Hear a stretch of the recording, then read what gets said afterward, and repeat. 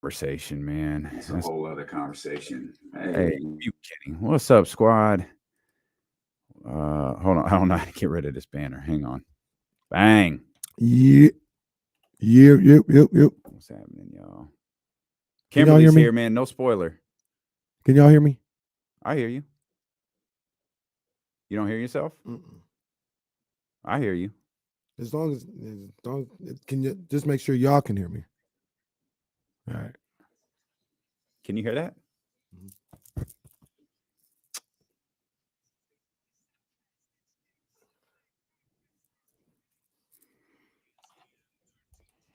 What's good, baby? We welcome you in here to the Wednesday, December 7th edition of D-Lo and KC. I'm Damian Barling. Acknowledge me! He's Kenny Caraway. Yeah.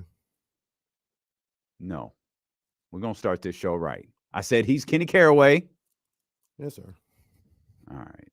Acknowledge me. I'll tell you. We got Will Z joining us in about 20 minutes. He's going to preview by the numbers. I'm so tired of these guys. I'm so tired of these guys, bro.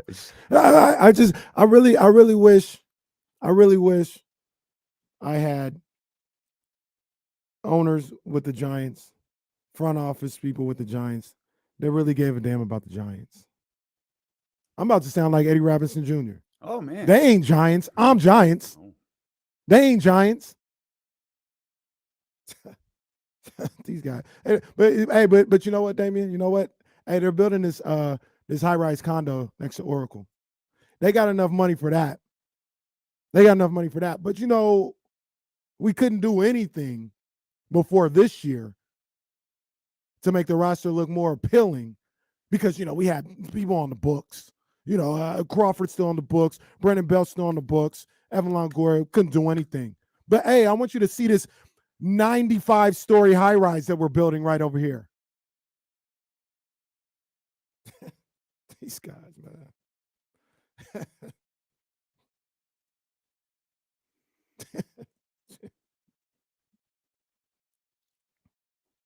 What I was going to say is we got Will Z joining us in 20 minutes. We got Kings and Bucks.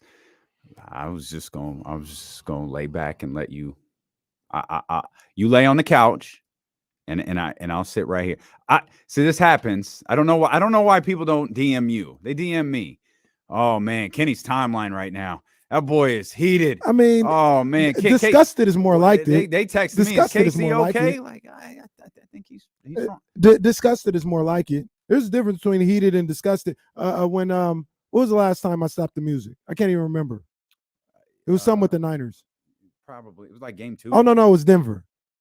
I was heated then. I was heated. I remember. This is just disgusting. You know, and Dr. David, our guy, he says, Judge didn't want to be a Giant, Kenny. He didn't want to be a Giant because this roster stinks. Let's just call it what it is. If I'm Aaron Judge, I want to come to the Giants and play with Yaz. You know, we talk about all the time, right? You know, back in the day, back when the Kings weren't no good, that sure ain't the case no more. We high fly. We fly high. We balling right now, right? But, you know, our guy, Mark Jones, you know, Kings go on a 6-0 run. Mark Jones. The timeout Raptors. Kings on a 6-0 run. Get it down to 18. Well, look, Dwayne Kuiper, Mike Kruko, Coop and Kite, Kruk and Kite. Bless their heart. Got my man flustered. Bless their heart. Get these brothers' names. My boy, Dwayne Kuiper. All right. Giants third out. Headed to the bottom of the ninth. Giants down 4-3. The heart of the lineup is coming up. Estrada, Slater, and Yaz.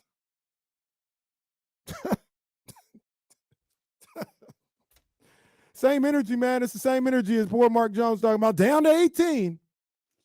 Giants need 1 to tie, 2 to go home. Estrada, Ruff, and Slater. That's why Aaron just don't want to be here. And then let's not even get into the whole aspect of they got a general manager or president of baseball ops or whatever the title is that's just not ready to play with the big boys. How many times you got to get played like a sucker to just know that like you getting played every time? Farhan Zaidi, you're not good enough to play with the big boys, man. These agents they look at you like food. These agents look at Farhan like food. You know what I mean? They look at him like food. Like, yeah, we'll get him involved. And then think about it. Think about it. Going into negotiations, right? And let's take it back to like to Kevin Durant trying to figure out what he wants to do with the Warriors. The Warriors brought in Jerry West to be a closer. Hell, Joe Lacob and himself, Joe Lacob, a shark, came in there and closed something. I don't mean to be like this. You look at Farhan Zaidi. Is he closing anything? Is he going to come in there and convince somebody? Is he a shark? Is he a salesman? No, he's an Excel master. That's what he is. But they didn't bring the big boy. They don't have no closer. They don't. If they were smart, they would have got Barry in the room with them. They would have got Barry in there. But no, they didn't do that.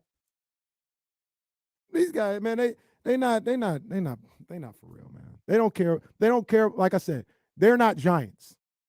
I'm Giants. They're not Giants. Simple as that. But I tell you this, if I go to Ticketmaster right now, if I go to sfgiants.com right now and I try to get tickets to Giants versus Marlins on a Saturday evening, oh yeah. That's gonna be $85 a ticket per inning. Yeah. Come in here. We're all Giant. Hey, but while you're here, let's get rid of this parking structure. We'll have you guys park 75 blocks down the street because we have a new high rise that's going up.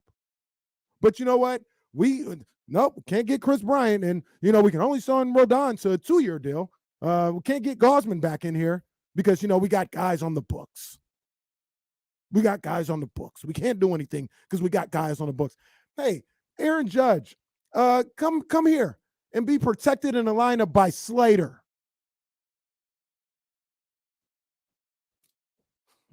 These guys, man. These guys. I tell you. In today's top story, Aaron Judge re-signs with the New York Yankees. These guys, bro, I tell you, man. These guys don't care about the Giants. They don't care about baseball, man. These owners, I knew it was all bad. I told you guys when it happened. They out here like Mr. Crab. When they had that man in there selling Dodgers merchandise at Oracle Park, I said, these guys don't care. They don't care. All they care about the dollar bills that they want to keep to themselves, just like Mr. Crab. It'd be one thing if they care about the dollar bills and they're like, hey, let's go spend these blue faces. Nah, I need it all for me. They don't care, man. Like I said, they not Giants. We Giants out here. They not Giants. Well, this morning certainly capped off a bizarre day in sports media and Twitter, where it was reported that Aaron Judge was in fact going to the San Francisco Dodgers, or the San Francisco Giants, excuse me. Hell? The San Francisco Giants. And we learned that he, in fact, was not. And Heyman, I think Heyman went on Damon and Ratto, said I was confident with what I was told and put it out there. Whew, man. And now he's just going about as if nothing happened. He just went back to sometimes that's the best thing to do. I guess that's all you can do in this situation. But all indications are Aaron Judge wanted to be a New York Yankee and not a San Francisco Giant. And reports are the Padres made a late play. There's even a report that they offered him $400 million over 10 years. Yeah, because the Padres give a damn. Padres give a damn. They out there getting Tatis. They out there getting Soto. They give a damn. These Giants owners, they don't care, man. They don't care. I believe their closer, correct me if I'm wrong, was Steph Curry. Who, the Giants? Wasn't it? I don't know when that happened. I think they brought in Steph. I don't know if he was the closer or the opener or I don't know if he popped up on FaceTime. I don't know, but I know there was some involvement. Man, these dudes don't know how to put no presentation together. The guy was in town. He didn't go to not one Niners or Warriors game. Does your boy Farhan not have Vivek's number? If Vivek could have gotten Barry in a room in a heartbeat. You could have. Maybe if you hadn't treated him like crap on his way out, he'd be willing to come in and help you get Aaron Judge. Very willing. Maybe if you hadn't taken his home run plaques down, maybe he would have just called in on his own. They didn't. Well, first of all, it ain't this group. Barry got love. Barry and the Giants are good. They just retired his jersey a couple years ago. They're good. They straight. He was there at your disposal. Farhan ain't closing no deal. Farhan not closing up. I hate to be that type of person that stereotypes somebody or whatever. I'm not trying to, but come on, man. Look at him, man. He ain't closing no deal. He not doing it. He not getting you in a room and being like, yo, I gotta play for this guy after talking to him. He gonna break out his sorry Excel spreadsheet. He be like, look, Aaron, let me show you what the warp is gonna do for you here in San Francisco. It's not even a regular VORP. It's the VORP. Let me show you what that's going to do when you play an Oracle. And look, your hits above replacement when the wind is at 25 degrees plus. This is what it does. That's what he does, man. He ain't no closer. Try. And then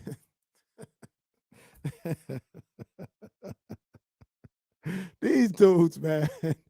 These dudes. And then I expect them to go out and get Carlos Correa. And then people want to tell me this. People want to be like, yo, no hitters want to come to San Francisco. All right, fine. Then how did we not even talk to Jacob deGrom? I've said this numerous times. It can't be both. The hitters can't hate playing at Oracle because they can't hit, and you can't get no pitchers to come. How is it both? We can't even get Rodon right now. So you can't tell me if the hitters don't want to come here, fine. Go get the best pitching staff in the world. But no, they don't care. They got a high rise they got to take care of. So deGrom can go to Texas, where that's going to end up being a launching pad. He can go to Texas because they pay him. These guys, man. Why don't we take a break? Come back. If Will Z's still up for it, he's going to join us. Please, give me a real team in here. A real front office. Well, we got the Sacramento Kings. And we got Monty McNair, who deserves an extension. And they have got the Milwaukee Bucks tonight. And we'll talk to Will Z about that when we return here on Sacramento Sports Leader, ESPN 1320.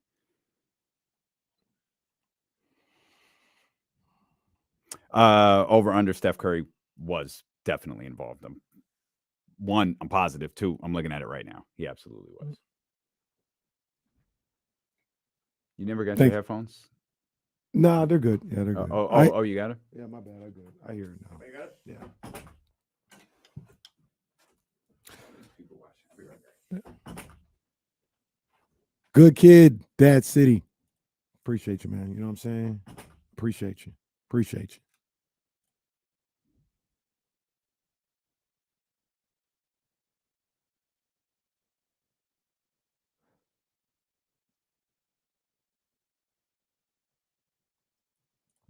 Wow.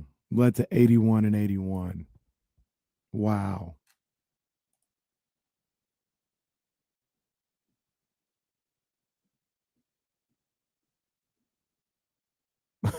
See, here's the thing that kills me, man.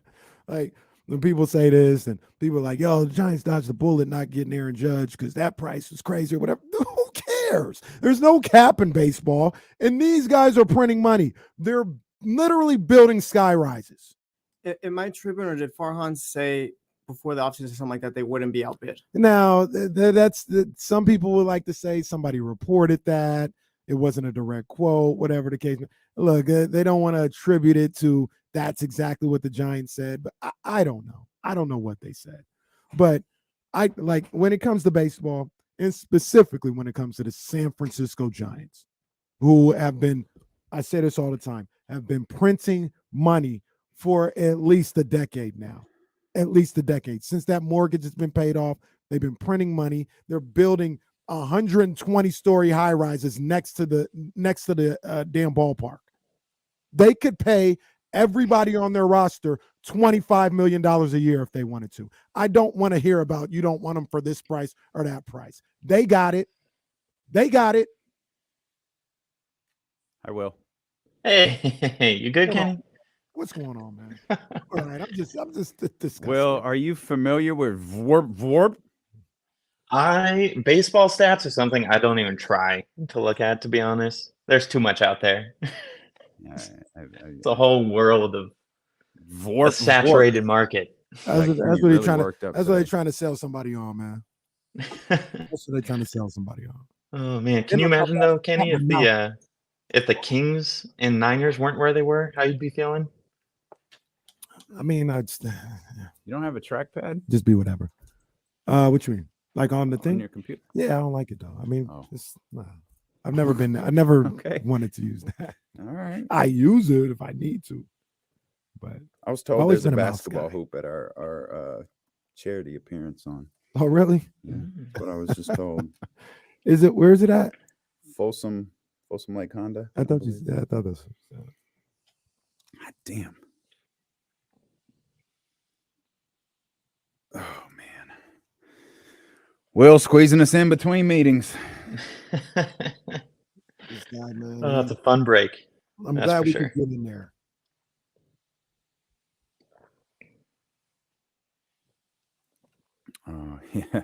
Yeah, we're a big. It turns out we're a big cat show. Lots of cat people. Lots of cat people here. Really? I mean, Kyle's a cat guy. True. He's got true. Catrick Willis and Stephen Purry. Yeah. We have so many pets. We have 2 cats, a dog, 2 guinea pigs, and 7 chickens. So, Oh, very like a nice. little farm. Oh my. Chickens are great. The eggs, oh, they're so good. I got a great cat name, Keegan Purry. Come on, There you go. Keegan Purry. That's great. I'll have to tell Kyle that one. He'd love that. I'm gonna text it to Kyle. Keegan Purry.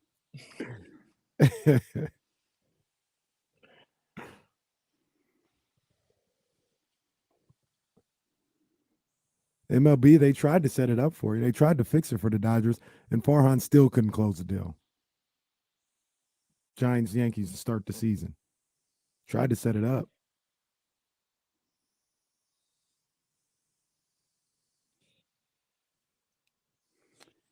Well, I'm sorry, man. I was really confused when I woke up. Like, wait, what happened? Oh, he really went back there. Oh, okay. Kenny, would you be as upset if it weren't for what happened yesterday, or do you think you'd still be pretty pissed? No, that probably has a lot to do with it as well. And you can blame Heyman for that. Yeah, he deserves some heat. Yeah. If it would have just came out regularly that he didn't, it still would have been like, of course not. Of course they didn't bring it home. They never do.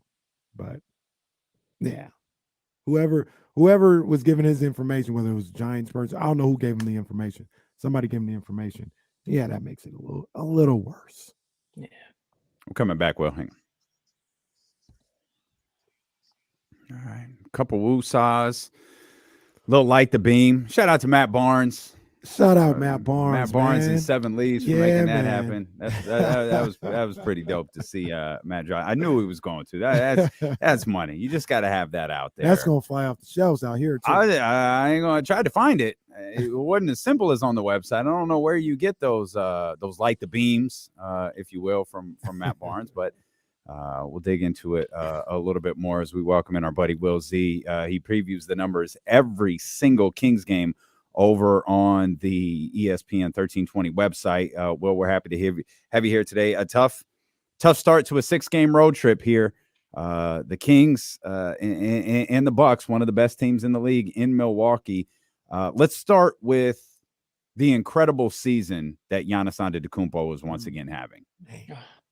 I just don't know how. So Giannis is averaging somehow a career high in points. I didn't know he could go higher, but he's up to 31.9 per game this year, and he's just dominating. So when he gets going, it's mostly inside because we know Giannis can't really shoot, but the ability that he has to score that much volume without free throws being a main source and getting to the line, it's incredible. Yeah, I mean, what he's doing has him to the point where he really is unguardable out here. You know, especially if he gets it going, right? Like, you got to kind of hope for an off night.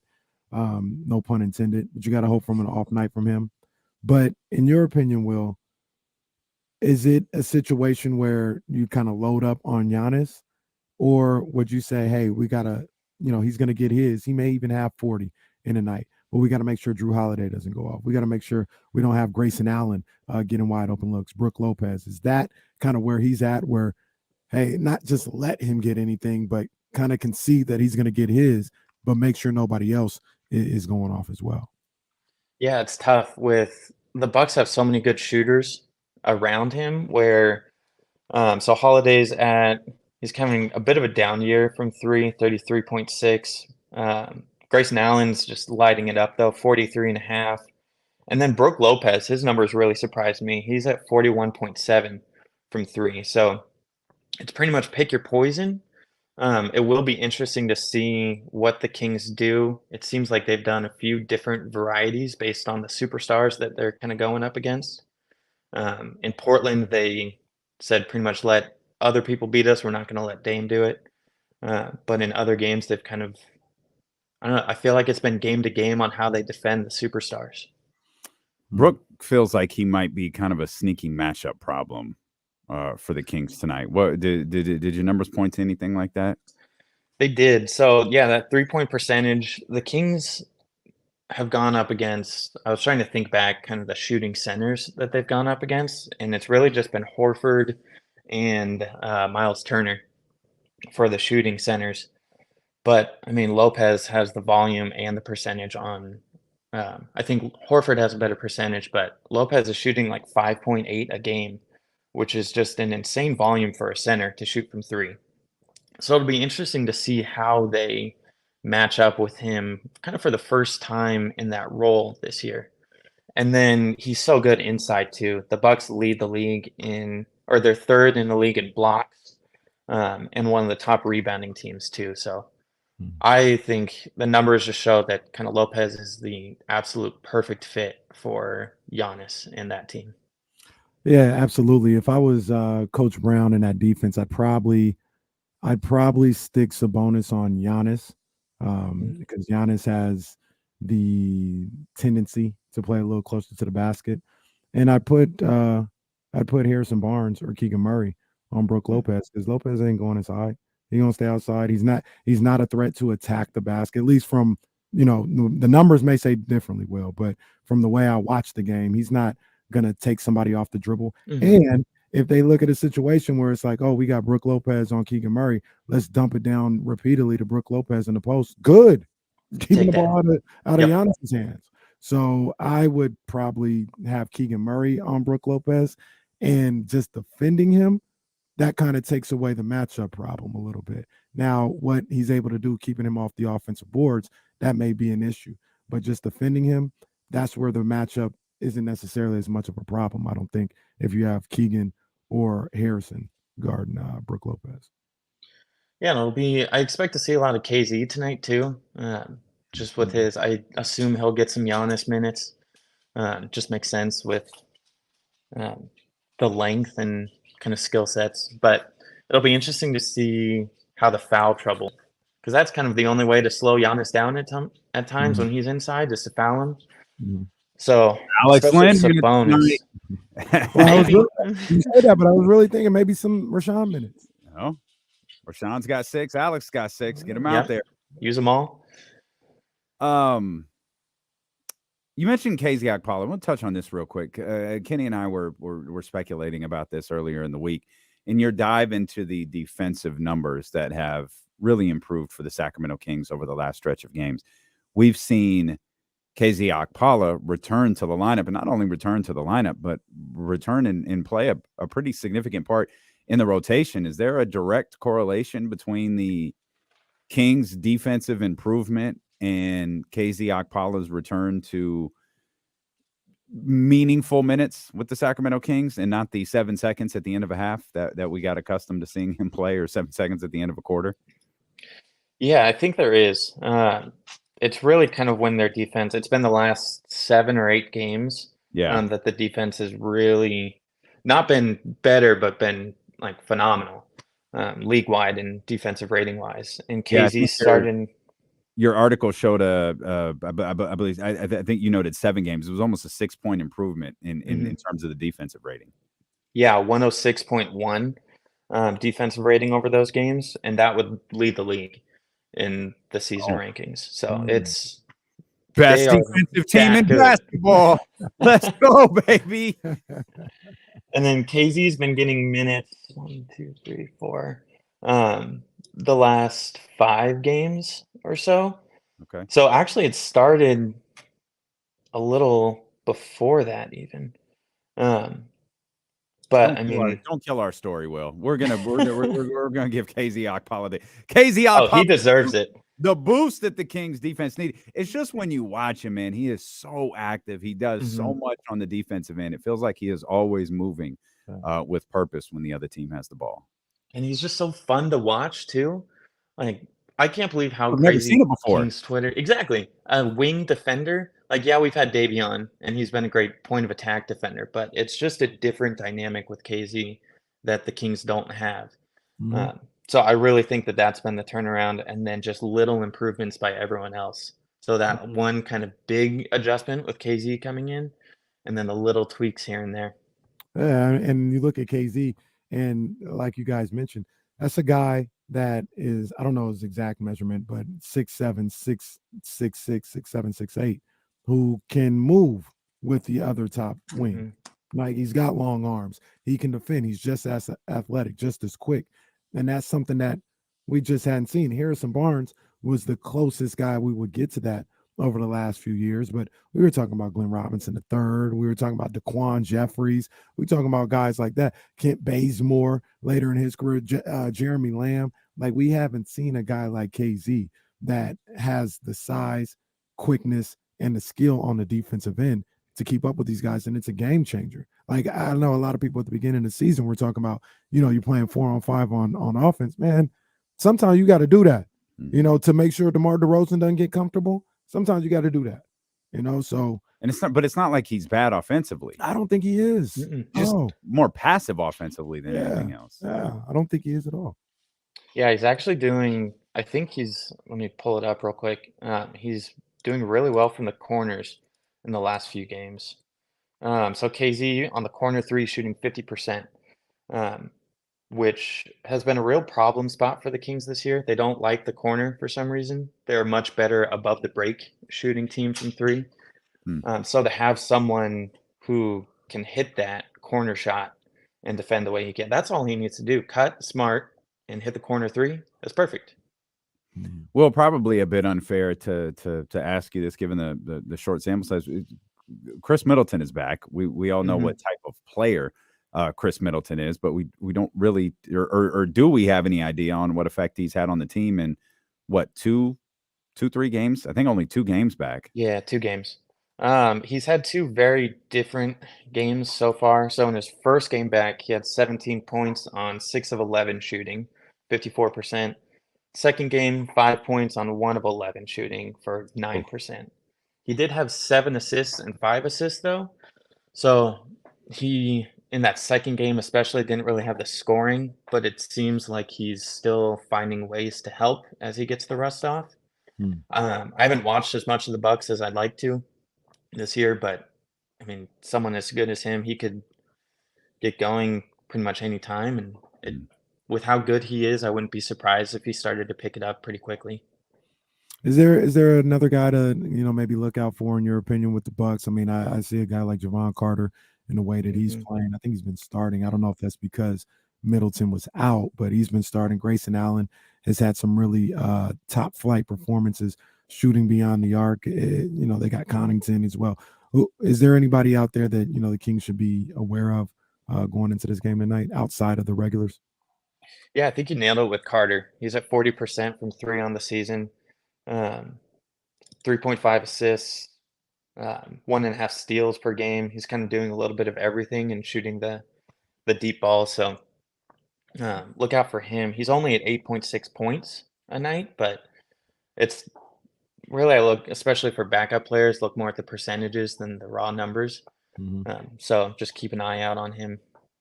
Great stuff, Will. We appreciate you, man. Thank you so much, as always. Appreciate you guys. Have a good one.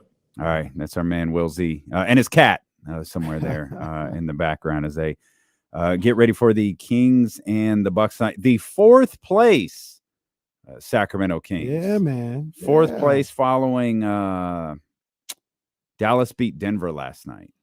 I was watching the end of that game. That was an interesting contest. Denver should have won that game, to be honest with you, but Finney Smith with a nice little dagger 3 to essentially give the Mavericks the win last night. Man, Jokic missed a free throw that would have possibly tied things up. Sorry, I'm distracted. I'm getting baby pictures. Who's having a baby? I got a picture that said, "Hi, Uncle D," sent to me. Like, come on, man. Like, come on, Jasmine, you don't know what I'm doing right now? How am I not going to get distracted when I get a picture that says, "Hi, Uncle D," with that beautiful face of Ryan Patrice there?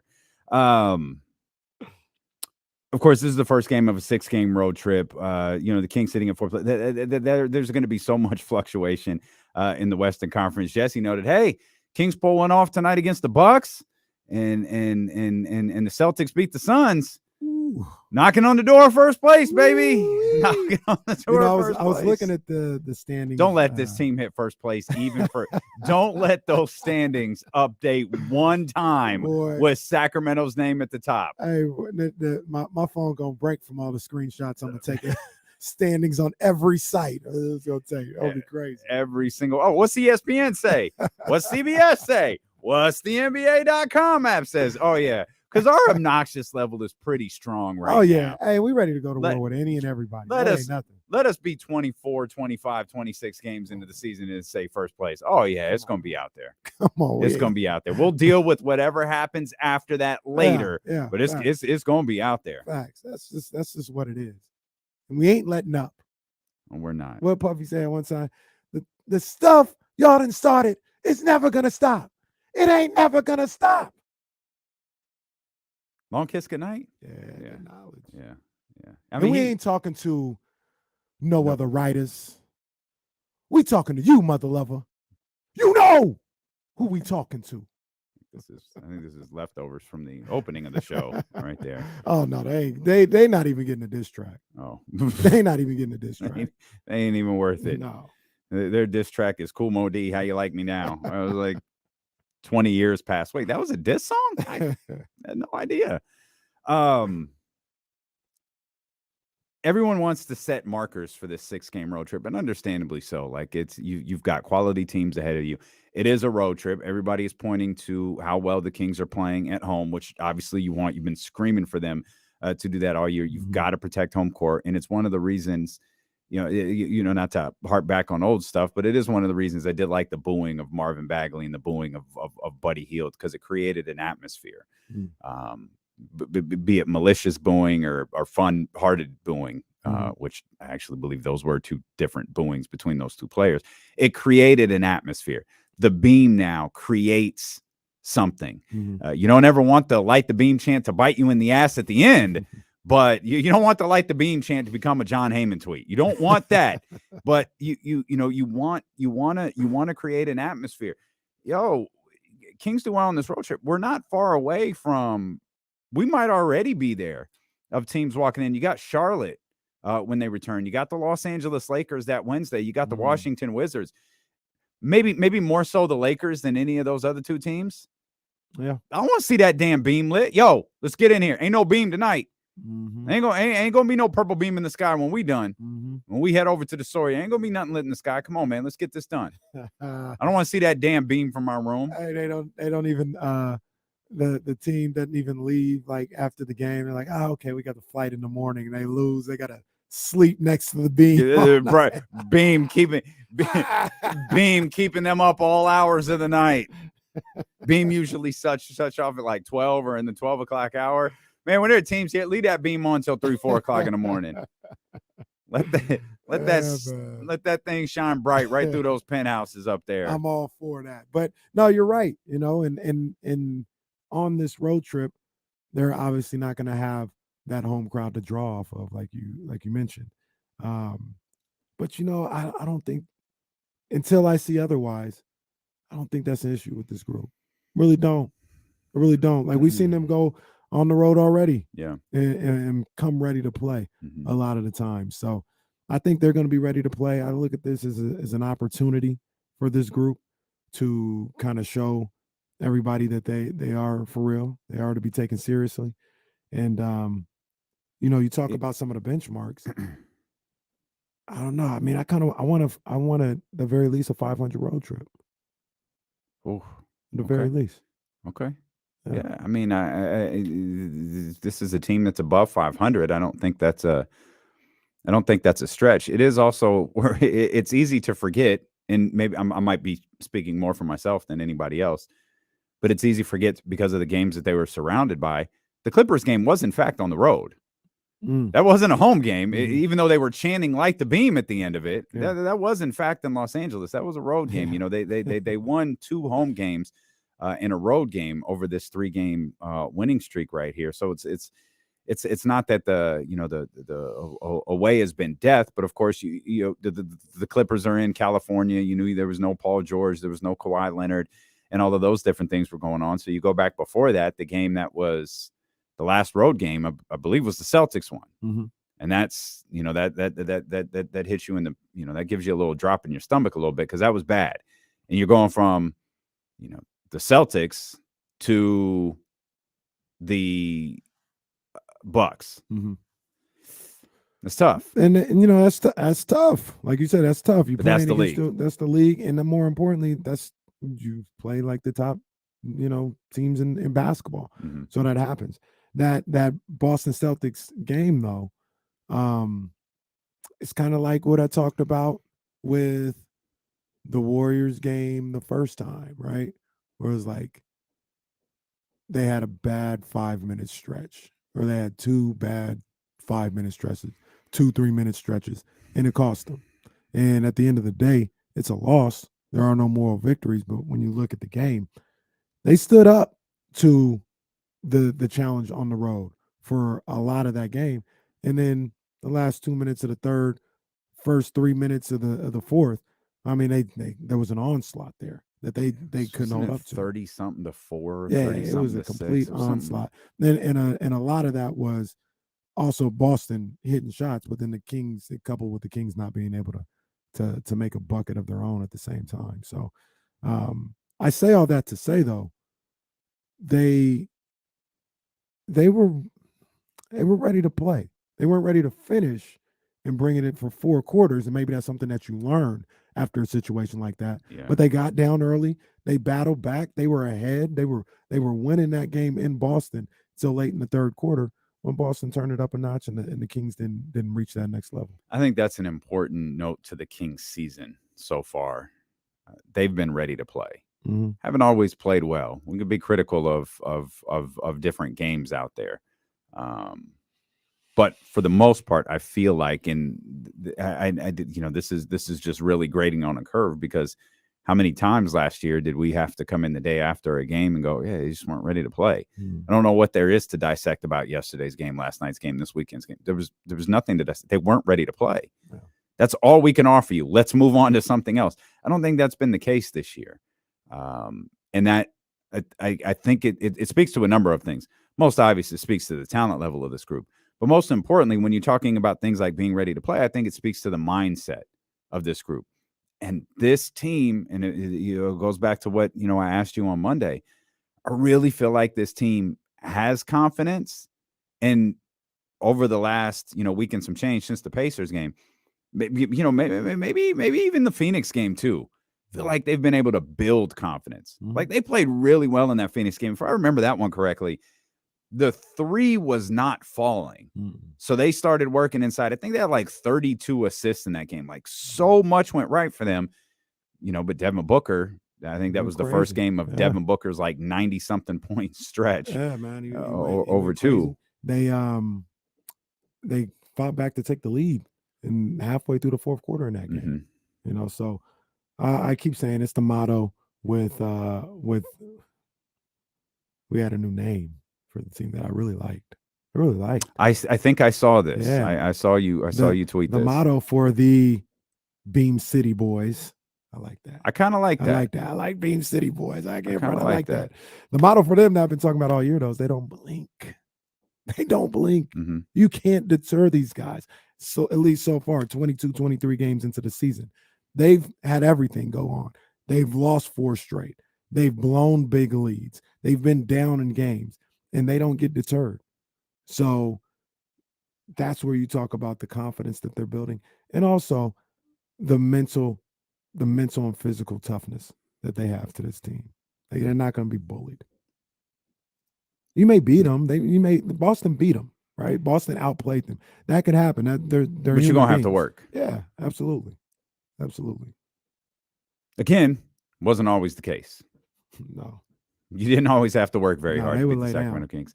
But, I think more so than win-loss are people looking at this road trip as kind of a litmus test. Like, where are you really? We have a lot of those because I think that was the Pacers game. The Pacers, at the time, record was roughly the same as the Sacramento Kings. I think it still is roughly the same as the Sacramento Kings. They had a couple losses, but they had that win against the Golden State Warriors. I think they're headed back to Indiana now, or at least headed back to the East. That's probably going to happen a lot this season. A series of each game that the Kings win because of their history is going to get bigger and bigger. And we've had, we're 20 some odd games into the season. We've had 6, 7, 8 biggest games of the season. I don't think that's the case tonight. I don't think tonight is any biggest games of the season, but it is. I am anxious to see how they start off this road trip. There's always excuses for how road trips end. There's always excuses for how homestands end. To the best of my knowledge, there's no excuse for the start of a road trip. So I'm anxious to see how they start this against the Milwaukee Bucks tonight. One of the better defenses in the league. We'll talk more about the Bucks and the Kings as well. And Casey brought up a good point too. James has said this on Monday. I don't know if we followed up with James. James said, and a lot of Kings fans say that. We've got asked this question a million times, even as the Kings were winning. What's the next move? What's the next move? Well, what is the next move for the Sacramento Kings? We've got all that coming up when we return here. Stealing with KC on Sacramento Sports Leader, ESPN 1320. Pragmatic pessimist. This game isn't big. Lest the Kings beat the Bucks. That's well, man ain't lie. Man ain't lie. Oh man, Bucks have 3 amazing defenders. Yeah, they do. Don't forget Chris Middleton, who's probably not back in the category of an amazing defender, but he's solid.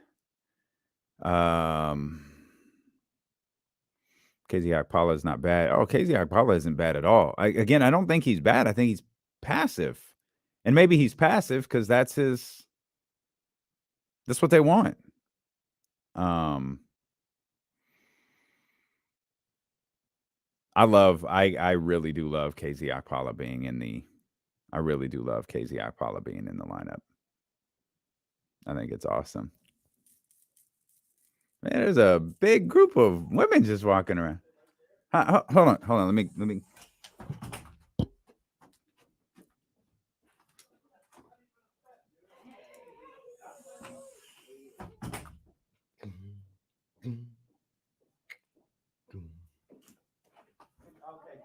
Okay.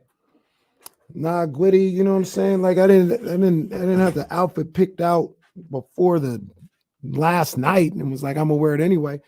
Yo, I'm still Giants out here. That's what I said, man. That's what I said. That ownership, they're not Giants. I'm Giants. I'm still here. I'm in the SWAC still. I'm still here. They're not Giants. So, come opening day, I'm gonna be on what this is. They once again, hey, bottom of the 7th, the heart of the lineup coming up. Slater, Estrada, and Yaz, and they got playoff basketball on. I'll catch the highlights later or something like that. That ain't gonna have me turning my channel. That's the problem. But I'm always gonna be tapped into the Giants, man. Those are my guys. The ownership, I don't know if they tapped in though. That's what I'm saying. They not Giants.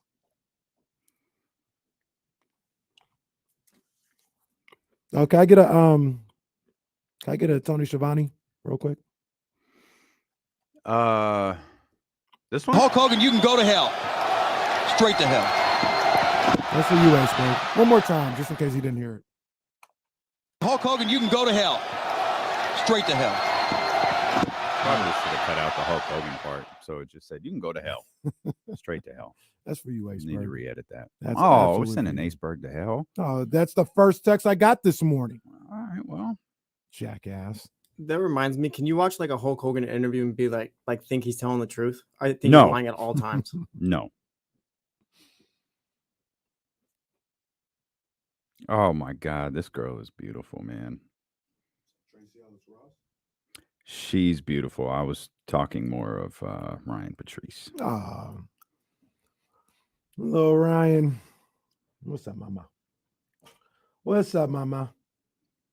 I gotta be honest. If I had a kid, I'd probably just quit and I'd never come back. I'm just gonna stay home with my baby all the time. Till the baby starts screaming, then it's like, I'm gonna go to Kenny's. That'll be at 2 a.m., 3 a.m. Like, I'm surprised she's up right now. She sleeps all day and stays up all night. She's a college student already.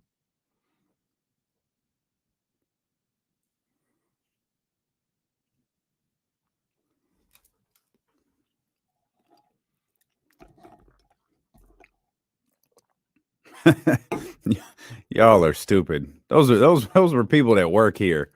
They just all happen to be women. It was like 9 women walking over here. It's the whole government department. Yeah, we do. Yeah, they work from home. Yeah. The hell did my...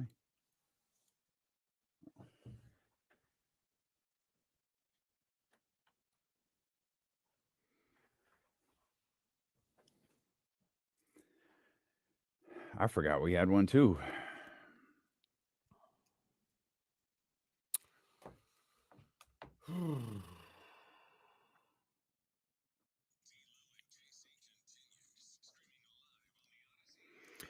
Live on twitch.tv/ESPN1320, youtube.com/ESPN1320 as well. Credit if you're watching on YouTube, by the way, hit the thumbs up, hit the subscribe button. If you're just listening on the radio or the Odyssey app, go check out our YouTube page later. There's a lot of good stuff I think that you'll be able to find, and it's a great way to catch up on the show. It's a great way to send clips of interviews with Jason Jones or Joe Davidson's going to be with us later.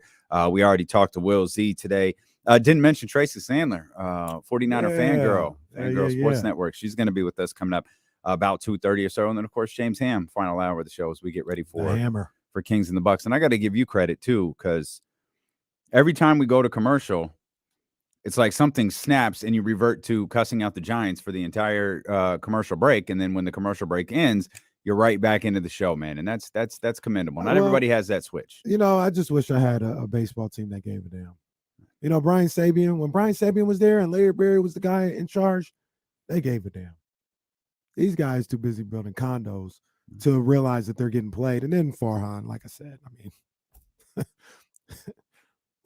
what deal is Farhan going to close? Hey, we got one last guy that we want to bring in here and really, end this presentation with. Farhan Zaidi, come on in, man. Come tell Aaron Judge why he needs to be here. Well, when you look at the zip rate here, It's one of the greatest in all of Major League Baseball. The zip rate, which is the extension of what the warp is, warp. That is when you come here, it'll really take your pull hits 4.7% further when it's after 8 p.m. Let me reference this Excel sheet that I have here. This will really break it down for you. Now you see the zip right there, and you combine that with the extra warp, and that's where you get the 4.7%. Thank you, Farhan. Thank you as we close out our presentation. I'll be back. I have to go check on this high rise that I'm building. Aaron, the receptionist will let you out. These guys don't care. So the Kings play basketball tonight. They'll be in Milwaukee. No PowerPoint presentations to the best of our knowledge or any reference of warp. Not sure if I'm pronouncing that correctly, but I'm in what was it? It was zip. It's zip. Is that a real stat or is that Farhan made it? It's a Farhan stat. Zip. Okay. I can't. Is there a zip stat in basketball? Who would be the league leader in zips in the NBA? Malik Monk. I'm with that. I'm absolutely with that. Beam City boys, let's go. I like that. I saw one of your Twitter users threw that at you. I like that. Yeah. I gotta before the show's over, I gotta give them credit. I gotta find, it'd be a lot easier to find it if I had a mouse, but I don't have a mouse. So I gotta what's it called? A zip pad? It's called a trackpad. Trackpad. Give me a damn mouse. Your trackpad is a mouse. I like the mouse better. I don't understand why. Now, if you were on point, you would have the drop that said, Kenny said he's going to go to Best Buy and get the loudest mouse. I don't think that drop is even in here. I don't have that drop. That's yours. I know you don't have it. Does this touchscreen work? No. I was told this was a touchscreen. I just realized I find I was going to say mice because I have two of them over. I find them annoying. They're in the way. I want touch screens. I believe this is a touch screen, and I'm supposed to just be able to touch. I'm supposed to be able to touch this button. You got a premium Peacock, and it's supposed to play. Wait, what the hell? But out of all of them, we have Sensational. We got Stringer Bell. Out of all, that's the one we go with. You got a premium Peacock. I feel like it's just a question you asked. I don't think there's anything wrong with it. Wow, it's a little weird. I mean, we've got. Hey man, I won't mention this guy's name. I'll give him his initials. OJS. Yeah, we gotta go. We got we've got most of our drops in here. It's good stuff. Yeah, your setup. They got you all bad, man. It is a mess over there. It is fun though. It was fun on Monday for me. I didn't tell you this when I'm at home and you're here. And I see you struggling. Oh, it's a mess. It's not. And hey, we're very happy to be here in the studio. I think more than anything, I'll speak for myself. We're happy to do the show in the same room. It's different when we can do the show. And I'll say that. I don't mean to interrupt you, but I'll say this: it's not necessarily the setup; it's the extra stuff that we have, right? Like if we have our laptops and our iPads, that's what makes it a little convoluted. If it was just I don't think Mia Moore doesn't need all of the different things that we need to do the show the way that we do. So we spent 2 years setting up our home studios to work a certain way. And it's all right, no, come in here. You're going to do the show the way that, in a room that was set up just for everybody to be able to use. And it's yeah. Could we have done this a little bit differently? You try so hard to get comfortable, and camera placements. Again, these are things that only we have to worry about. And I don't blame them for setting this up the way that we do, because why would we worry about one show when we have 6 radio stations here? Which I think is the motto of this company. The Bucks defense has been good all year. They kind of had they have, believe it or not, despite the absolutely insane. And if you haven't looked recently, go look at Giannis Antetokounmpo's stats. I know we're marveling, and rightfully so, at what Jason Tatum is doing and what Jason Tatum and Jaylen Brown together are doing. What Luka Doncic is doing is it's phenomenal. Devin Booker, Jokic is playing well. All really good stuff. Giannis, much like Jokic, a 2-time MVP, much like Jokic, a back-to-back MVP. And much like Jokic, even in the years he's not winning the MVP, he still looks phenomenal.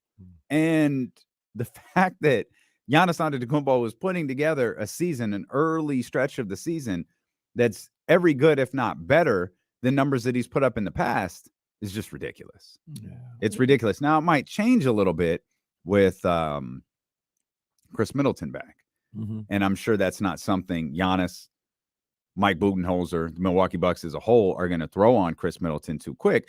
But at some point, you're going to want, I would think, could be wrong, I would think you're going to want Chris Middleton to take over some of that scoring load that Giannis Antetokounmpo has been shouldering for the Milwaukee Bucks, who are 17-6 here at this point in the season.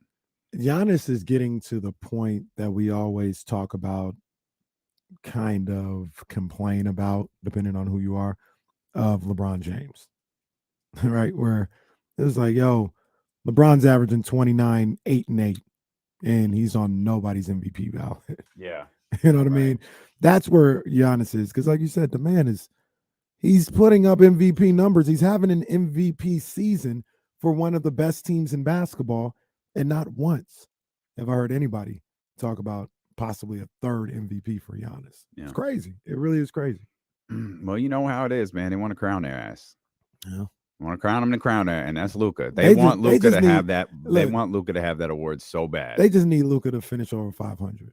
He can be one game over. Who's that award named after? Did they name that one? I don't know. I don't think they named that one. I think it's named after Kia, if I'm not mistaken. Yeah. They said, look, we ain't doing all that with this one. We pay you guys $95,000 a year, a day. Yeah, a day. I was going to say they don't pay them $95,000. They pay them a lot more than that. Yeah, I don't believe it has an official name. The National Basketball Association we can't name this one. Prior to 2022, Maurice pulled out. Okay, the trophy had a name, but even that's changed. The MVP should now look. That should be Michael Jordan's award. No, it shouldn't. It should be Kareem's. Kareem's got more. So we just Kareem got 7. No, Kareem has 7. No, that's fine. I understand that. That's fine. But we're gonna have all these names, and we're gonna act like we're not gonna have the best player to ever play get one. Well, his logo is on like half the jerseys.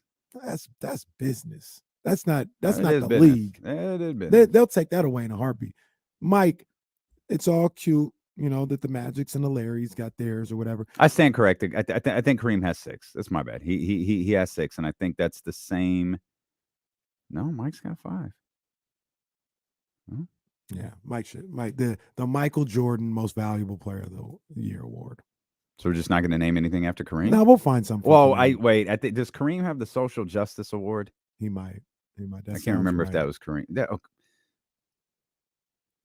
Okay, don't make me say something bad about the Social Justice Award. Come on, man. This is Kareem Abdul-Jabbar. Kareem's the most disrespected player in league history. Everybody talks about Bill Russell and Wilt Chamberlain. Kareem Abdul-Jabbar has won the MVP 6 times. Kareem would go to work on both of those two as well. I don't think you're allowed to say that about Bill Russell, but that's facts. Yeah, but Bill, Will is amazing. Like those are two amazing guys. I just think Kareem is a better player than both. You know how many MVPs Wilt Chamberlain won, putting up all them numbers? 2. Won 4. He won 3 in a row. Wow, they gave him the rare three-peat. I guess they realized even back in 1965, a dude's averaging 50 rebounds. Like, how are we not going to give him the MVP? Like, I don't understand. 65, 66, and 67, Wilt Chamberlain won the MVP. And that was just on the court.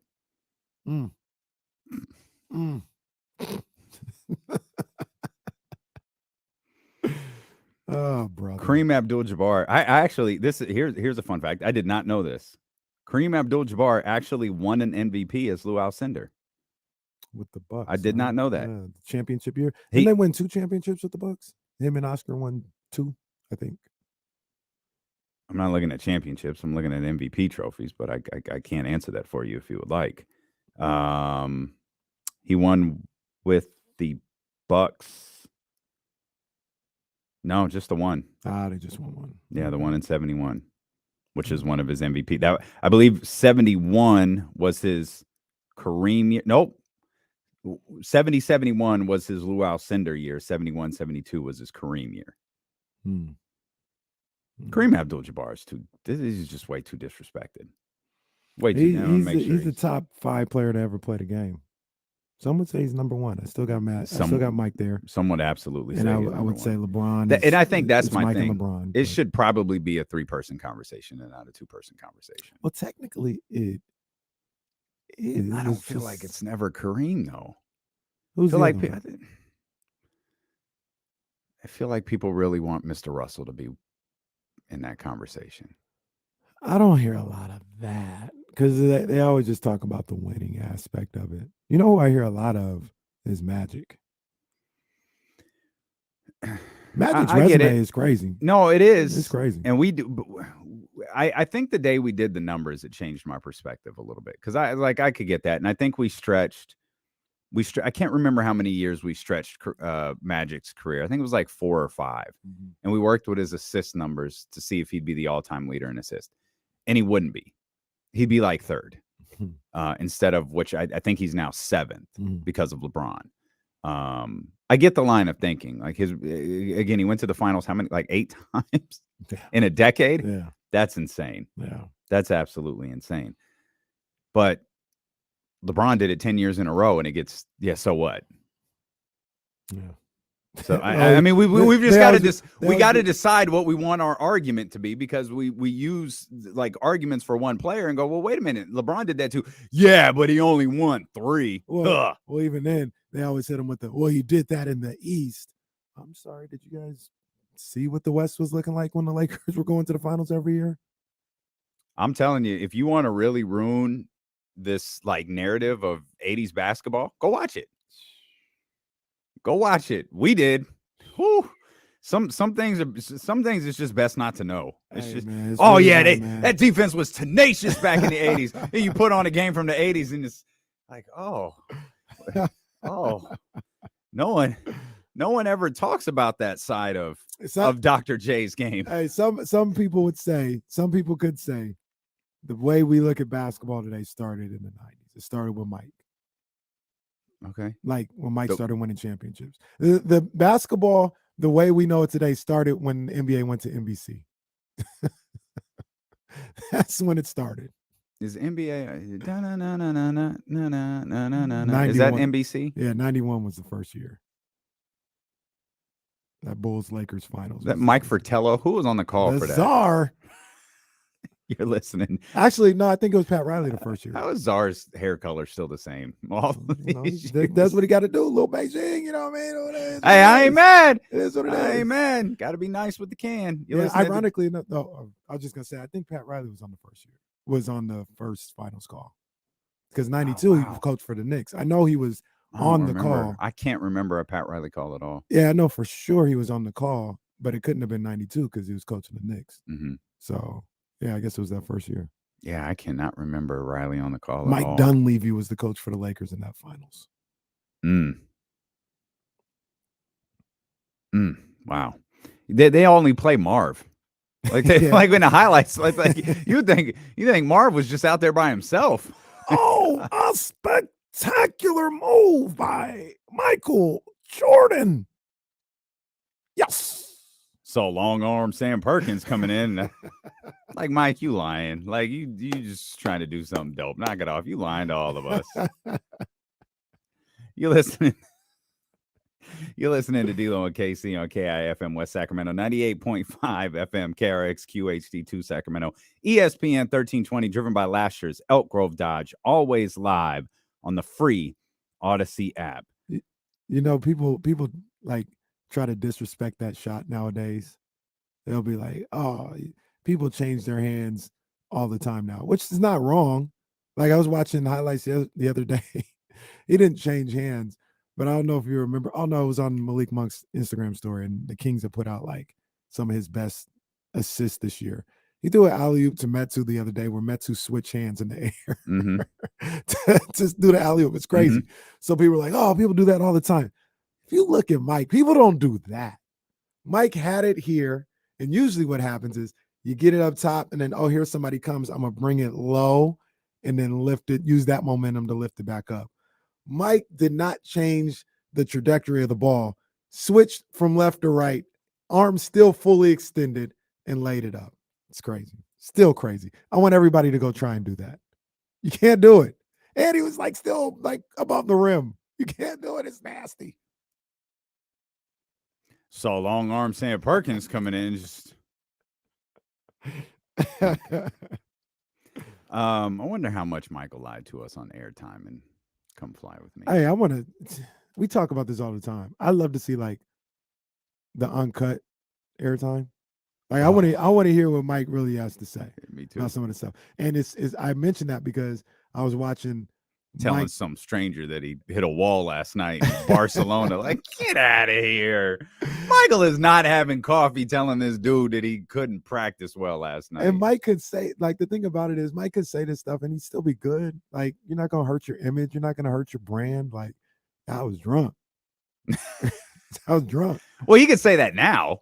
Yeah. I don't think you want that out there in 91. No, that's what, yeah, back then you could. I'm talking about like if he redid airtime remastered. And like it was a real, I mean, some would say he did that with The Last Dance. But let it be like 4 hours and just like the no cut scene. Hear what he really thinks about working with Michael Jackson. Talking about how nervous he was. But I thought about that because I was watching. That's crazy. He did a video with Michael Jackson. Crazy. You can't do much stuff. I don't think LeBron did a video with Michael Jackson. Just saying. But I was charging the car yesterday, so I had time to get on the YouTube. Fancy. And I was watching the 49ers on their little YouTube. They have mic'd up. And Dre Greenlaw was mic'd up for this game on Sunday. And I really felt like it was just more, yes, sir. Yes, sir. Let's go. I was like, I know he didn't say that all game. I want to hear what Dre Greenlaw had to say. He had the tackle where he picked up Tyreek Hill. Oh, that's uncalled for. I need to hear what was said there. And then did you see on that same play? Just you see he took his he took Tyreek Hill mouthpiece and wouldn't give it back. That was uncalled for. That was funny. Give me that. Like, what'd he do? Like, what'd he drop that because I saw it live. I was like, what did Tyreek drop that he wants back? And then this is his mouthpiece. So the whole point of this is, I mean, I'd pay $2 or $3 and I wouldn't look at the player any differently. If they don't have to give me everything, but give me a little uncut of these mic'd ups. 916-909-1320. Kamaro's always uncut when he joins us. Kamaro, what's happening, baby? First of all, did y'all get the Christmas cards yet? Oh no, yo, I meant to I don't have your phone number. I got to get your phone number. I meant to hit you in your DMs. I did. Such a beautiful family. The man, Kamara, did you get yours? I never checked the mail, so I'm not sure. No, just Kamara, that boy was fitted. They had the double-breasted joint on. The family was looking. Yo, shout out to that man. Oh, wasn't another Black Panther? Like the last photo looked like dark-skinned Huey Newton and the kids. Oh no, this is Black Elegance. That was 2 years ago. That was 2 years ago. Yeah, that was cold though. That was 2020. That was cold though. It was needed in 2020. It was needed in 2020. Right. This is Black excellence right here. That boy's like a smooth. I appreciate you, Kamara. Thank you. Kamara got more photo shoots than to do it. This male model, Kamara Williams, right here. At law. Beautiful family. Oh, God. Appreciate it. I'm glad you guys enjoyed it, man. No, I wanted to talk about the game tonight, man. Okay. Yes, sir. Yes, sir. Well, the Kings are winning. That's what you said, right? Kamara said yesterday we're going 6-0. We're going 6-0. That's what I heard. In reality, I mean, it's highly doubtful they're going 6-0. But it's games like tonight that I'm actually really excited about because I'm really excited to see where this team is. As far as this is a really great defensive team. Drew Holiday is going to give Aaron some problems, so I want to see how he responds to that. Obviously Giannis is who he is. Chris Middleton is back. This is a championship-bred team. And I think these are the type of games that, you want to see your team who's on the come up. How do they measure up? How do they respond? How do they respond to getting hit in the mouth? Do they meet the competitiveness, on the road? I like putting them in uncomfortable positions and situations and seeing how they respond to that, because that is the true measure of growth. not beating up on the Detroits or, whatnot, but like really real adversity. So these are the games I'm excited for. They've had a couple days to kind of rest their legs. Now, I don't know how Boston was a good true gauge because it was after Thanksgiving and at the end of a road trip. But, I don't know. I'm really excited. Like, what are you guys' thoughts on that? Like, as far as, like, do you feel excited for games like tonight? Appreciate you, Kamara, man. appreciate you, Thanks man. as always. Yeah, Yeah. absolutely. Mm-hmm. Yeah, absolutely. I mean, truth be told, not to sound corny, I'm excited every time the Kings play now because of the way that they're playing. I used to dread Kings games. Last year, like, I hated this. We need to do something else with our show. NBA hour is right around the corner. Facts. Like, I don't want to do this. I don't want to sit through these games. I don't feel like that at all. Yeah. Like, every time the Kings play, I'm excited. I'm excited to see what they can do. I'm excited to see how they can measure up against teams like Milwaukee. I'm excited to see if they can step up now and beat a team like the Clippers, who are playing without their 3 top scorers. I'm excited to see if they can step up on the second night of a back-to-back and beat a team like Chicago, who has not played well, who has a poor offense and hasn't executed on that end of the ball all season. I'm excited to see those things now. Yeah, man. And that's what a successful team like they've been so far this year it'll do, man. Like, I want to see the Kings play. They had an extra day off. I mean, it felt like an extra day off yesterday, right? And I was like, damn, no Kings basketball for another day. That's crazy.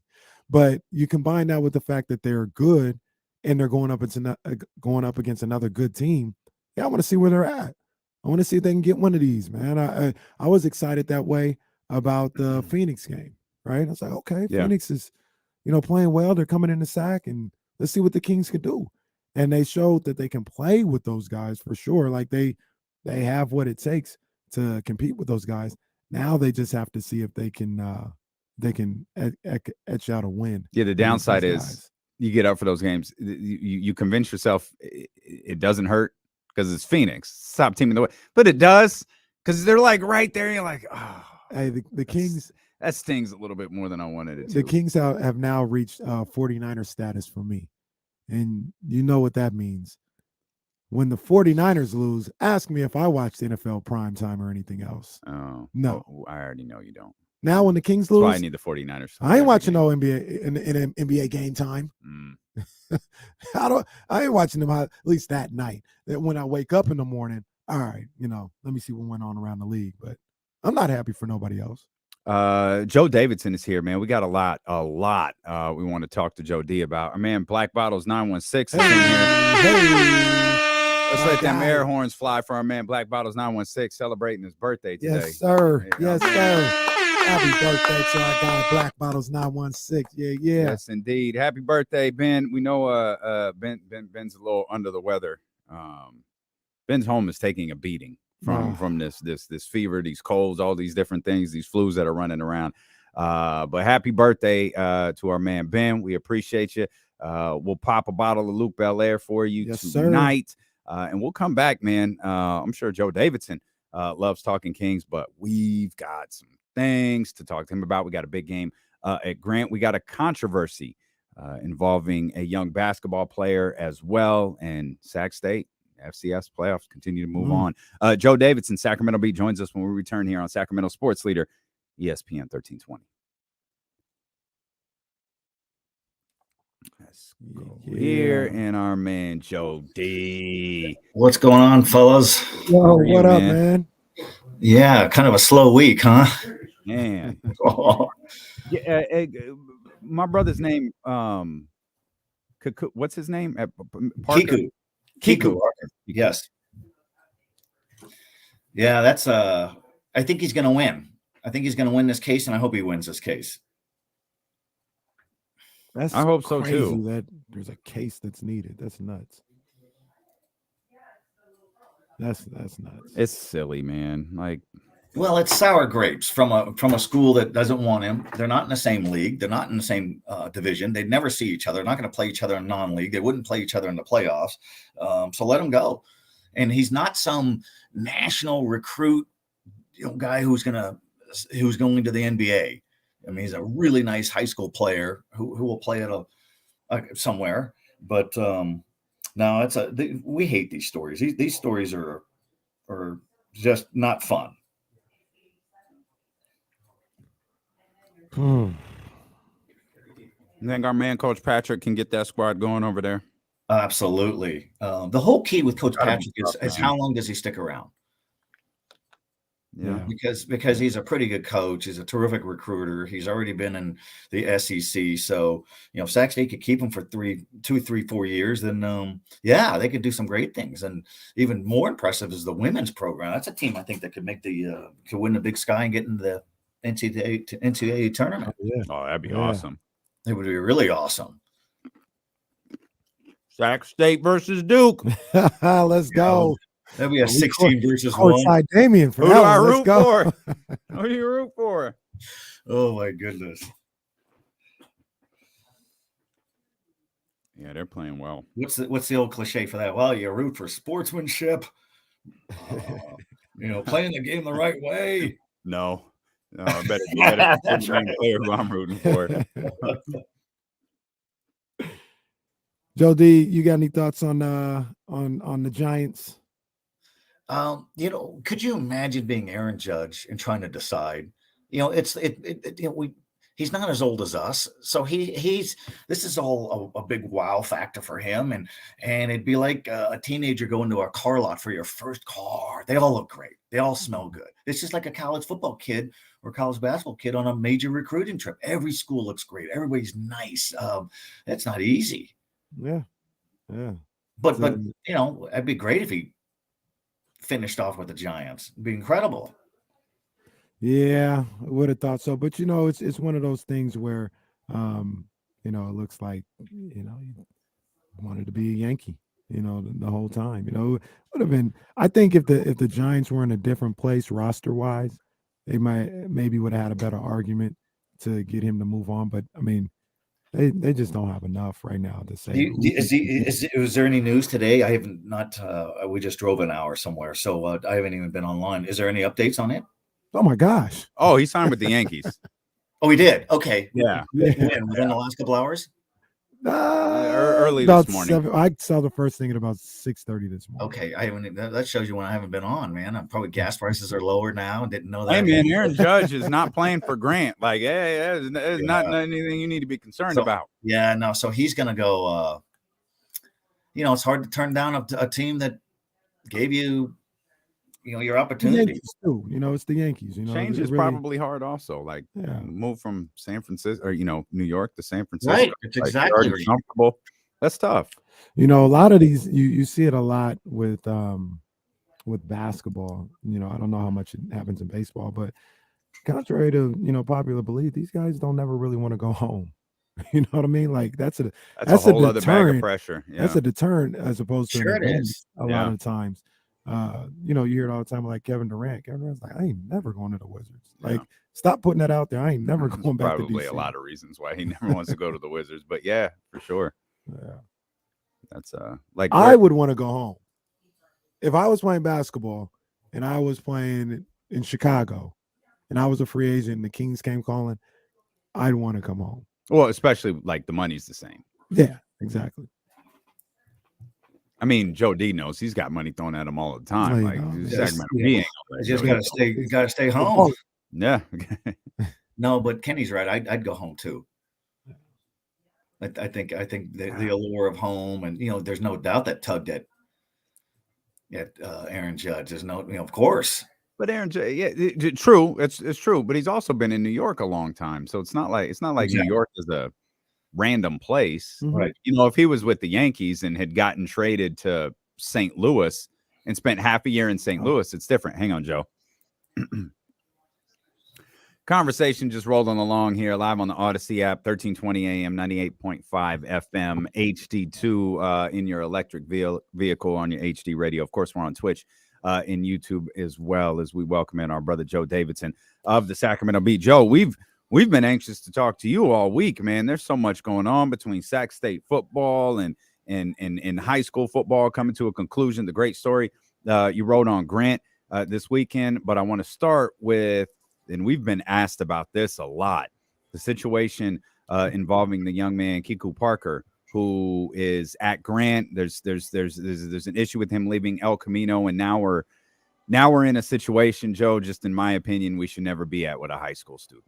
Yeah, and Damian and Kenny, these are stories we dread doing, but you got to do them because it is topical, it is interesting. We have to be a news source to try to shed light on all that. But you dread doing them because there's no joy when high school athletics gets into hearings and maybe litigation, and there's lawyers involved and prepared statements, and this is high school sports. So Kiku Parker, just to refresh. Grew up in Del Paso Heights. That's the where Grant High School is located. That's the pride of that community for decades. His parents went to Grant High School. Grew up in Del Paso Heights. Kiku Parker was enrolled at El Camino, so it's because his parents wanted to challenge him academically, get him out of his comfort zone, and he thrived as a basketball player. He was a 3-year varsity player, set all kinds of career scoring marks for that program. He's a first-team Sacramento Bee All-Metro player. Saw him twice last season. Thought this guy's a player. He's a terrific player. He's a prospect. Good, nice young man. But he had a problem with his coach, Mamo Rafiq, who is known as a good coach, but he's also got a reputation of being a guy who could be a bit salty, if you will. And we detailed in the story where the player and the coach had a falling out to the point where the coach removed him from the team, according to the suit filed by by a lawyer who's representing the Parker family. He finished out his season at El Camino, and then he decided he wanted to leave. And normally that seemed like it's harmless, but what El Camino High School is alleging and what the CIF has backed is that Kiku Parker was recruited over to Grant to play there. The Grant coach, Denard Wilson, denies this, and he's had depositions and statement of facts on these things. And that's what was involved in this hearing this week, to figure out what's going on and is this punishment fair? Because what the CIF is alleging, if there's undue influence, pre-enrollment contact, and recruiting, then he's going to sit out the whole season. And it seems overboard. It seems harsh. I understand where the CIF is coming from. I know a lot of the people there over the years at the Sac Joaquin section office and the main CIF office. They want to enforce the rules, and they're big on no recruiting. We hear it all the time at Folsom football. Well, all their roster has been recruited. Not so. Their coaches are out recruiting it. Where's the evidence? There needs to be evidence. Apparently, the CIF has enough evidence to rule that he's ineligible. But they had a bit long hearing yesterday to go over it and sort through it, and we'll get an answer. I think in fewer than 15 business days. So you add all the weekends into it. What is that? Feels like 3 weeks. I don't know anything that the CIF can't talk about it because it's kind of a legal matter now. Same with El Camino, though the people on Grant's side will talk about it. But my sense is I think he's going to win this case, and I think he should play. I agree with the whole idea of being hard on recruiting and undue influence. I think there's no room for it, but unless there's overwhelming evidence here, and if Grant is specifically saying that didn't happen, then he should be cleared. And at some point, I hope to see the evidence. I think some of it is on the section's transfer site, on what some of the allegations are. But the El Camino athletic director couldn't talk about it either. So it's unfortunate. And here's one thing I have to mention, guys, is how often do people transfer into Grant? They don't. They transfer out. And every once in a while, you get a kid who will transfer into Grant. JoJo McCray, their star quarterback who has Grant in the state finals, transferred into Grant before his junior year. But that's after Grant went 1-9. And then that quarterback went 0-9, and he stuck around. So sometimes people come not just for sports reasons. And Kiku Parker's parents wanted him to do, Grant's got a highly acclaimed sports medicine academy. So all the reasons seem fine while he's there, why he's there. But we'll find out. I think it'd be a major blow and a tough pill if he has to sit out his whole year. And I think it really just creates some animosity. A lot of people are just so frustrated with the CIF anyways, for where teams play and realignment and rules and all those kind of things. Before I say what I want to say, I want to make sure I got all the facts straight, or at least the facts that I'm seeing straight. He was kicked off the team by the coach at El Camino. That is what the family has alleged. There was witnesses who saw it. I didn't know about it at all last year. I mean, he did come back, but yes, apparently, and it's right there in the lawyer's statement, And he said he called it an increasingly toxic relationship that Kiko had with his basketball coach. Left the Parkers with no other option to transfer Kiko. And so, yes, so that's then he returned to the team. So, yeah, Kenny, that's reason enough for a kid to want to leave. Right. And so what I would say is, if that is accurate, that's embarrassing by El Camino and the CIF. What is being recruited if you kick the guy out? He's not even part of your team.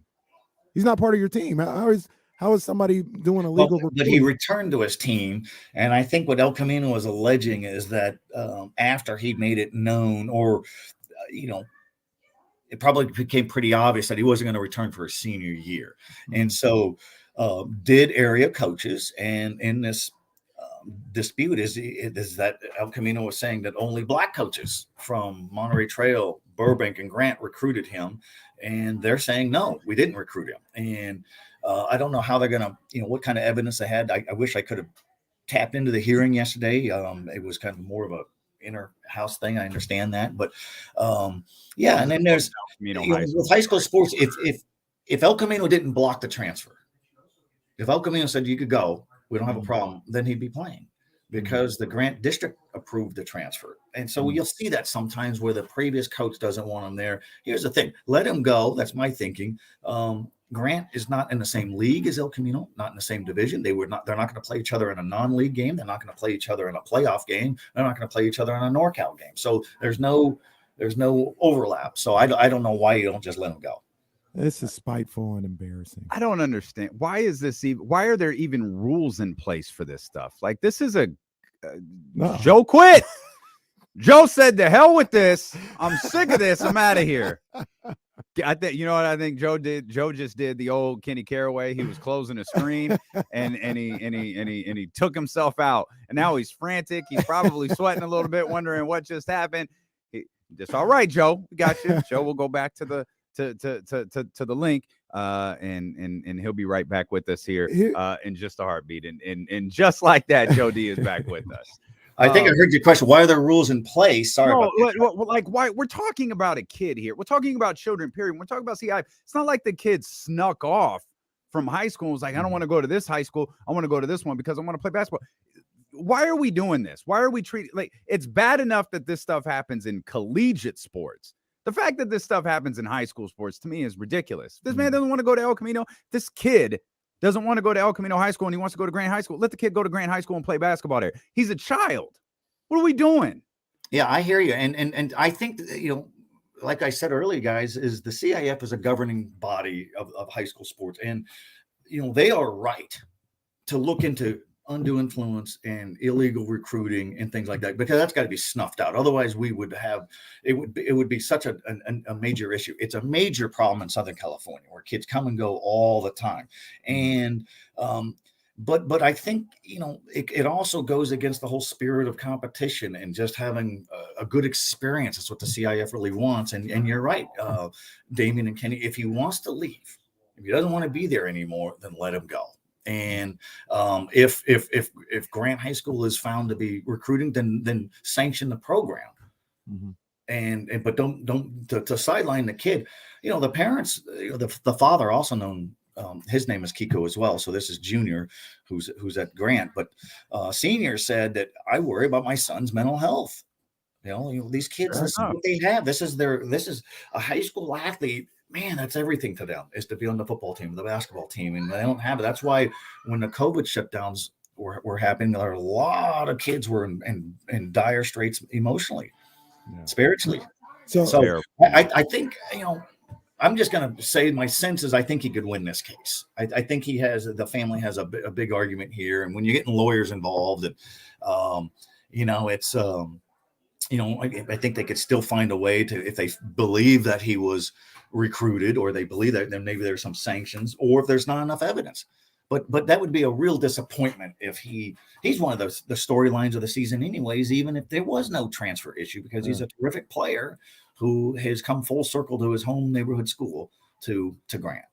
The thing that also I'm not really clear on, and maybe you could help me out with, Joe, is the private schools are able to recruit. That's how, I don't know if that's the official terminology for it, but the Jesuits, the Capital Christians, they can go out there and do it regardless because they're private institutions. But they can't just approach Kiku Parker after a game and say, come over to our school. They could recruit him coming into high school and say, hey, come take a look at our school.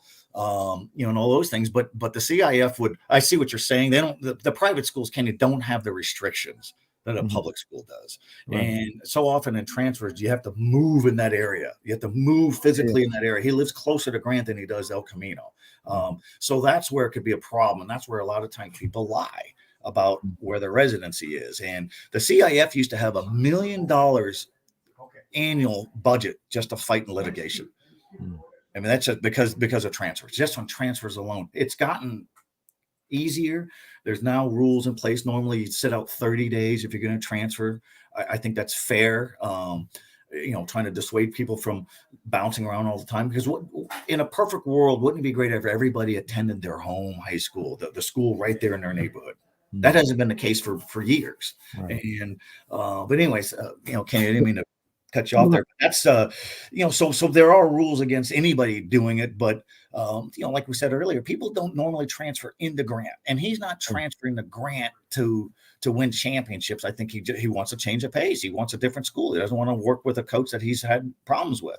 Yeah. The other thing that I don't like about it, Joe, as well, is, and I know there's procedures for this or whatever, but it's working against the kid in this situation. The 15 business days to come with the determination, half the season is going to be over at that point. It's going to be, and there's another guy too. There's a guy named Ben Rosenborough over at Monterey Trail in the Oak Grove Unified. And he started his high school career at Sacramento High School. And then he went to Prolific Prep, which is a national basketball academy of sorts in Napa. That's not CIF sanctioned. And now for the last several months, he's been at Monterey Trail, his home neighborhood school where his older sibling went to school. And that's all tied up. And he may have to sit out a whole year. He's only a junior, and he's a 4-star recruit, big time player. And it's, how did he get there? There's no allegations of recruiting, but it's his third school, even though the Prolific Prep School is not a CIF sanctioned school. So that takes forever. And he still hasn't been cleared. So meanwhile, these kids are kind of in a holding pattern. But you're right, 15 business days. But, Mr. Parker, the father, said we were encouraged. The Grant coach, Denard Wilson, said, I thought it went well. They didn't feel like it was doomsday. And I think it's good that the CIF has hearings and appeals and listens to people. Because otherwise they wouldn't, and these are rules that, I'm not defending the CIF. I'm trying to help explain, but the CIF, all these rules and regulations, these are things that the member schools voted on. This is how they want it governed. And if they want change, they have to implement that change. But there are a lot of schools that don't feel that, there's a transfer kid from here to there. Capital Christian's been an example. Is there enough empathy and understanding from the section office that sometimes there are hardships? I think what happens with a lot of the section commissioners throughout the CIF is they're so used to getting lied to or misled by, I don't think that's the Parker situation at all, but there's been so much of that over the years, and we hear so much innuendo and speculation. I've never seen any recruiting. I've never seen any proof of blatant recruiting that it grounds a team down, except for Franklin Stockton back in the 2000s when they were pipelining kids from the island of Samoa to play football. And they cracked down on them, put basically a death penalty on them, but then had an appeal. And I think they just grounded from playoffs for like 5 years or something, which is better than putting them under the ground. Well, Kiko, if you or your people are listening, man, we're rooting for you. And absolutely. I went to El Camino, and I don't have a lot of good things to say about that place, except I'm eternally grateful for Mr. Santianes, and everything he taught me in that radio program that was there. But that's where my good things about that school. And let's stay with Grant though, Joe D, because Grant's got a big weekend. Yeah, on the football field, man. What a great story that's turned into. And I got a story running tomorrow, and people get a kick out of this. We've had 9 state champions in high school football around here. The state tournament started in 2006, and I rank them in order. And who's their all-time number one team? Is it Folsom 2014? That's when 16-0 with 16 running clocks, or is it Grant with its first state championship team, the only public school to win a state open division? That was in 2008. So we have some fun with that. But in the story, I said this Grant team isn't the best Grant team in school history, but it's the most incredible team in school history. It's got to be the most remarkable sports turnaround in Sacramento, period. I know the Kings went, I think, 9 years before having a winning season. All right. And then they started winning. River Cats had like 3 straight losing seasons, then win the World Series or AAA championship a couple of years ago. FC Republic being an expansion team winning the USL. Those are all amazing. But certainly from a high school standpoint, you don't go 0-9, return everybody and the same coach and the same quarterback and wind up in the state championship. It's unbelievable. I think it's just remarkable that Grant has done that. Grant is a great story, and here they are. So they're going to play for the 3AA state championship against San Jacinto of Riverside. Both teams are averaging about 50 a game. It's going to be a driving rainstorm. Boo to that. But these kids would play in the parking lot for a chance to win a state championship, and Del Paso Heights will be there in full force. It's a tremendous community. Really supportive of its football players, but also will get on the coaches and the players right on the sidelines if they're underachieving. And I've seen that over the years, which kind of adds to the fun of it, if not the chaos of it. But more than anything, that's a really loyal community, and they'll be out there even if it's snowing. Yeah, we talked about this a little bit before a couple of weeks ago, just how, DPH, how Del Paso Heights loves Grant. They love Grant, and it's a rough area. It's a tough area with a lot of, tough things going on. But there was always, and Joe, you would see this, there was always a sense of pride that community got from what that football team was able to do in the past.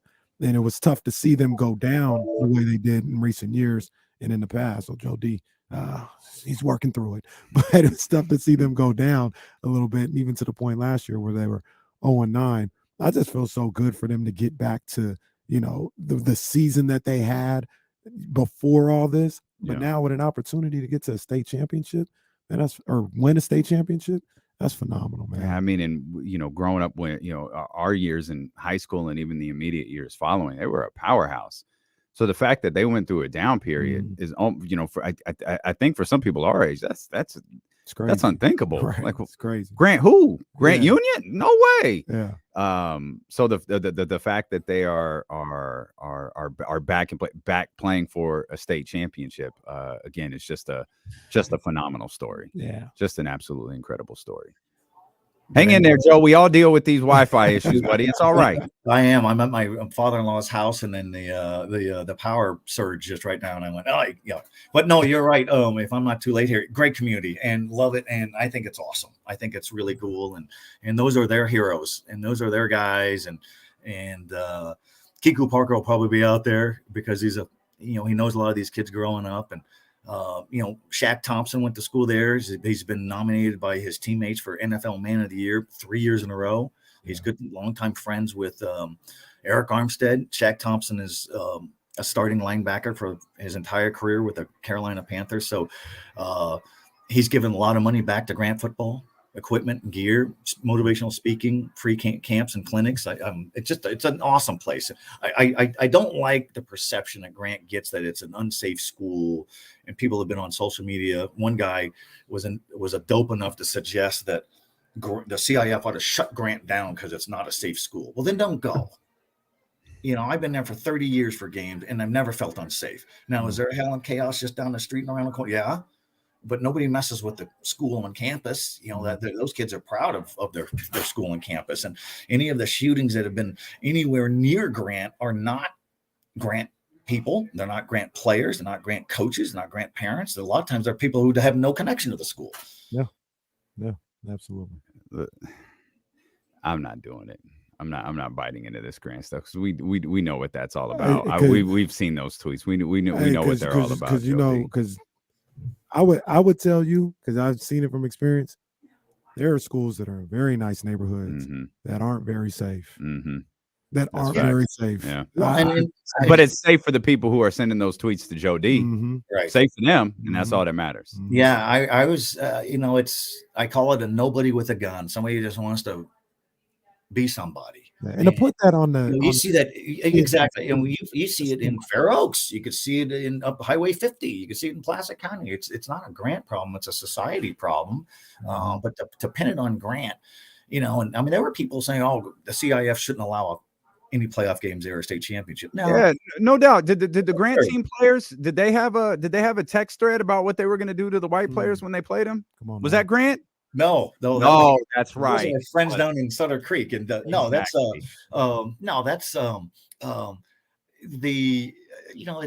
there was an example a few years ago. There was a team in Northern California that was going to play a state championship at Crenshaw, in the heart of inner city LA, and the coaches said, got a hold of the state CIF and said, no, we don't want to go down there. We don't feel safe. That they should come up our way. And the CIF director said, you'll go down there or you'll forfeit.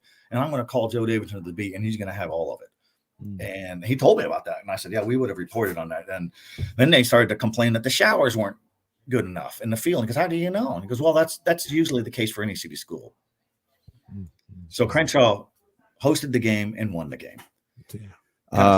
We'll get you out on this Joe. You've been great with your time, man. We kept you a really long time today. We appreciate it. We can't, I mean, Sac State just keeps rolling along. They gutted out a monsoon victory. I saw you sitting out there, Sarah Hodges, Kevin John, all going that extra mile for their media outlets. And I think it was you that posted the picture. It was there was a very good number of Sac State fans who were in attendance for that one. And I don't think they'll be facing the same elements Friday night, but they got another tough one coming up this weekend. They sure do. No rain scheduled for Friday, and the Hornets pushed for a Friday game. They wanted to have Incarnate Word of San Antonio, Texas. They wanted that team to travel on a short week, and why not? And it gets a primetime ESPN game, and but the Hornets are 12-0, slugged it out against Richmond Spiders, who we've heard of in the NCAA basketball tournament, and won that game. Had to win that game. Yeah. They would have been 0-3 in the FCS playoffs under Troy Taylor. It would have been a frustrating off season for that, but they won the game. And so now I think they could relax a little bit. I don't think they played tense. It's hard to play in the driving rain. Now they're taking on a kid, Lindsey Scott. And this is the beauty of college football. This is his fifth college over 7 years, and he's 24 years old. And how can that be? Well, there's a medical red shirt here, and he had a knee injury there, and then there was a no COVID season here. Probably a COVID year in there, yeah. A couple of them maybe. And then the bonus year back that you get from the NCAA, and he's 5'11", 215 pounds, and he is dynamite. He is like 4,000 passing yards, FCS records for passing, for 62 touchdowns in one season. So this simple: if the Hornets can't handle that guy, season over. If the Hornets can handle that guy, and the Hornets have played tougher schedule, then the Hornets will be 13-0, and they'll host an FCS semifinal next week, which is amazing. I think it's awesome. No rain coming up, so I think the stadium we had 9,300 last week.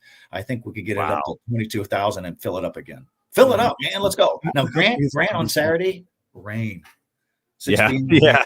But you know what? They'll go. They'll be ready. Yeah. Jody, we'll let you rock, man. Again, thank you so much for battling the Wi-Fi and being good with your time, man. We love your work. We're excited for the next few days and to see what you put out there, man. Thank you as always. Appreciate it. Thanks, guys. Always. All right, that's Joe Davidson right there. I do want to say this too before we step out. I want to say it so the radio can hear the amount of like DPH pride that's showing up here in the chat houses. That's dope. Oh yeah. That's one thing I love about this. One of the many things I love about the chat house community is they'll step up for theirs. Absolutely. And that's absolutely what's happening. Shout out to the Heights, man. We love y'all, man. Go get this. Go get this, Grant. Go get it, baby. I ain't gonna be out in the rain, but I'll be pulling for y'all. That's why I didn't go to the game last week. Man, as a true, when I saw that picture, you see Kevin John did the newscast barefoot. His feet.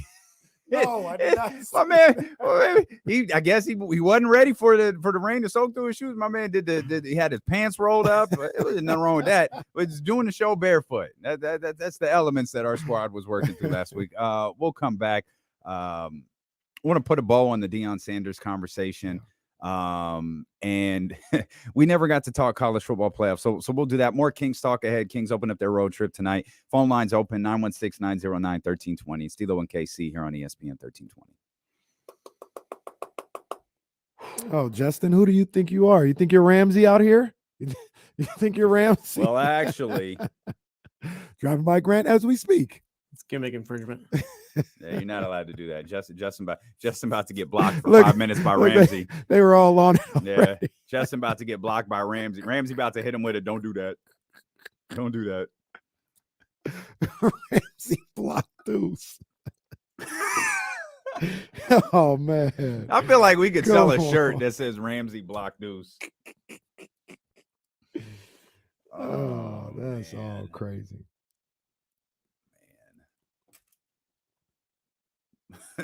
La Justin.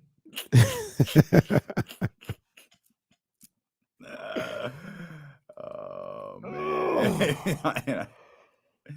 That's good stuff. I'm gonna have to see if I can make that Friday game since I'm gonna be out.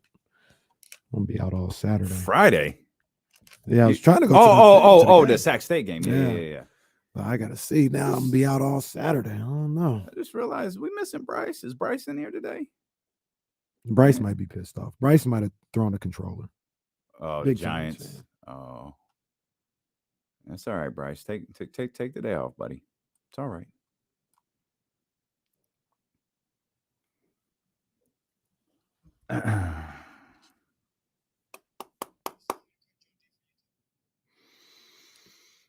Have you looked lately? Okay. Yeah, we got to keep this. I want to keep the second one. Yes. Yeah, let's do that. Let's keep it. Let's keep the local.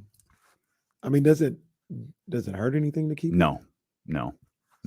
I'm just worried about more how much he's cutting and working. But I'm gonna try to get more active in like tweeting the once that's created, tweeting a link out later that says, "Hey," because we really got to capitalize on that local stuff, man. Mm-hmm. Especially if Grant wins Friday. Man, come on. Need to have a whole damn team in here. Is that anybody know if that's gonna be on TV? That's gonna be on. I'm trying to think. Folsom a couple years ago they did televise that. I think we need to get Sac State's women's coach on too. Yeah. We need Absolutely. to do that. Absolutely. Charlie's good. Well, I'll grab Charlie after the show and have him work on that, and then if things go well Friday, see if we can get Coach Taylor next week. Yeah. Well, I would love to. When do they play at CRC? That's the question. I haven't been able to go to any games this year, guys. A little busy.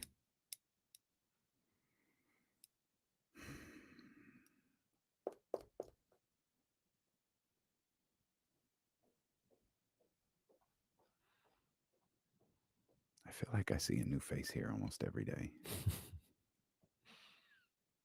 Yeah, I read. I think Google removed it. Google is some haters. I think Google's Lakers fans or Warriors fans probably. Zach Harper, Coffee Boy, and Google, I guess. Yeah. Justin, what happened with Ashanti? What happened?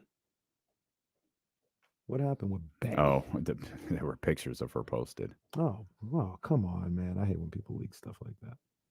Well, no, not. I don't think they were leaked. They were tasteful pictures. Oh, okay. Not. Yeah, pretty much. That's you can say that every day. Yeah.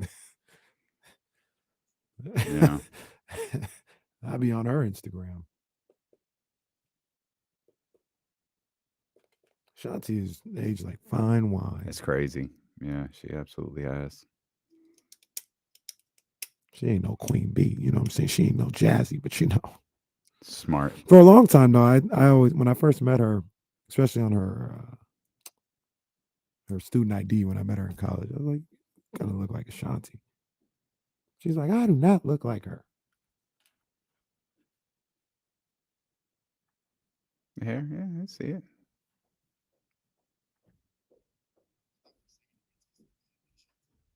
That's where I thought you were going to. Nah, never met Ashanti.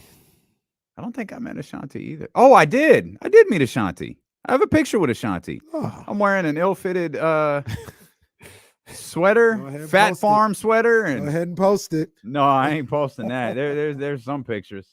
There's some pictures that just.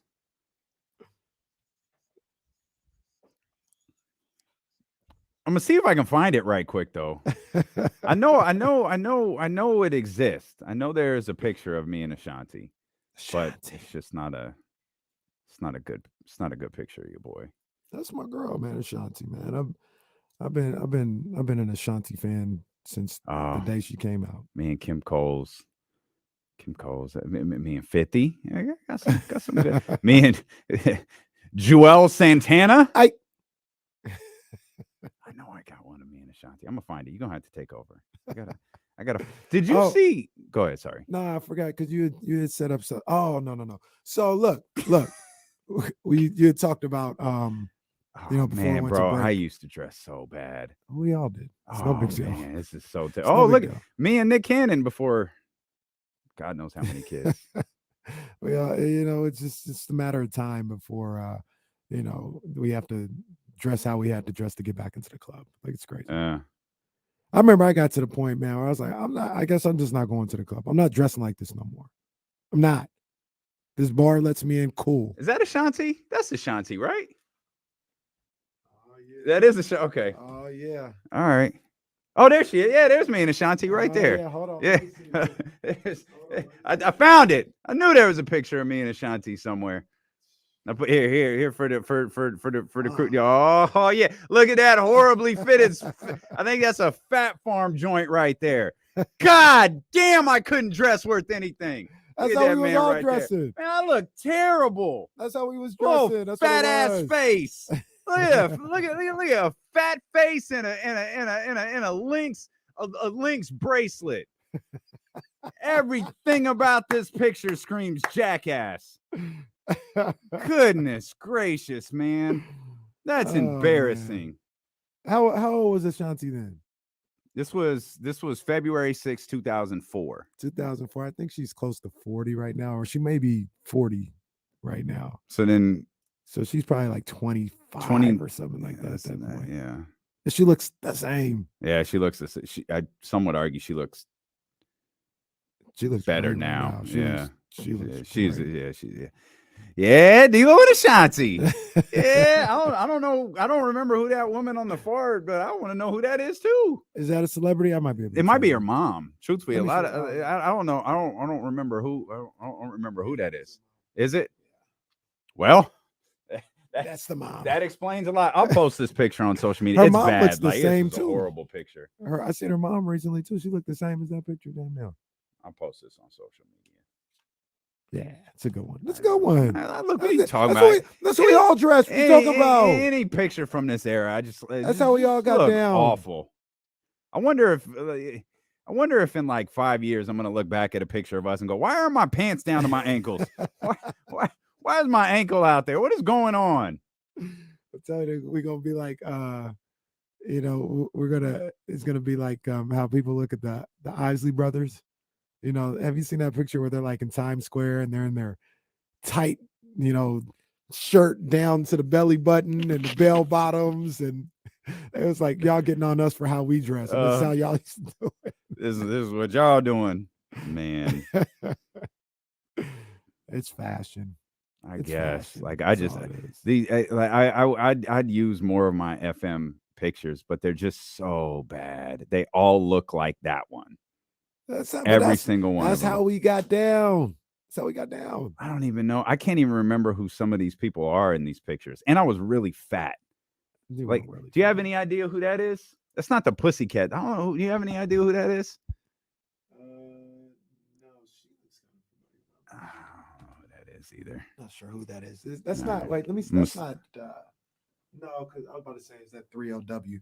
It might have been Might black. be. Boom, like an 808, but I don't think that's Might what have it been. is. I don't know. I'll stop looking at Yeah, pictures because man, it's boom going like an 808. to go sideways quick. Circles like a figure eight. What y'all know about that? I don't know about that. Yeah, I don't know about that.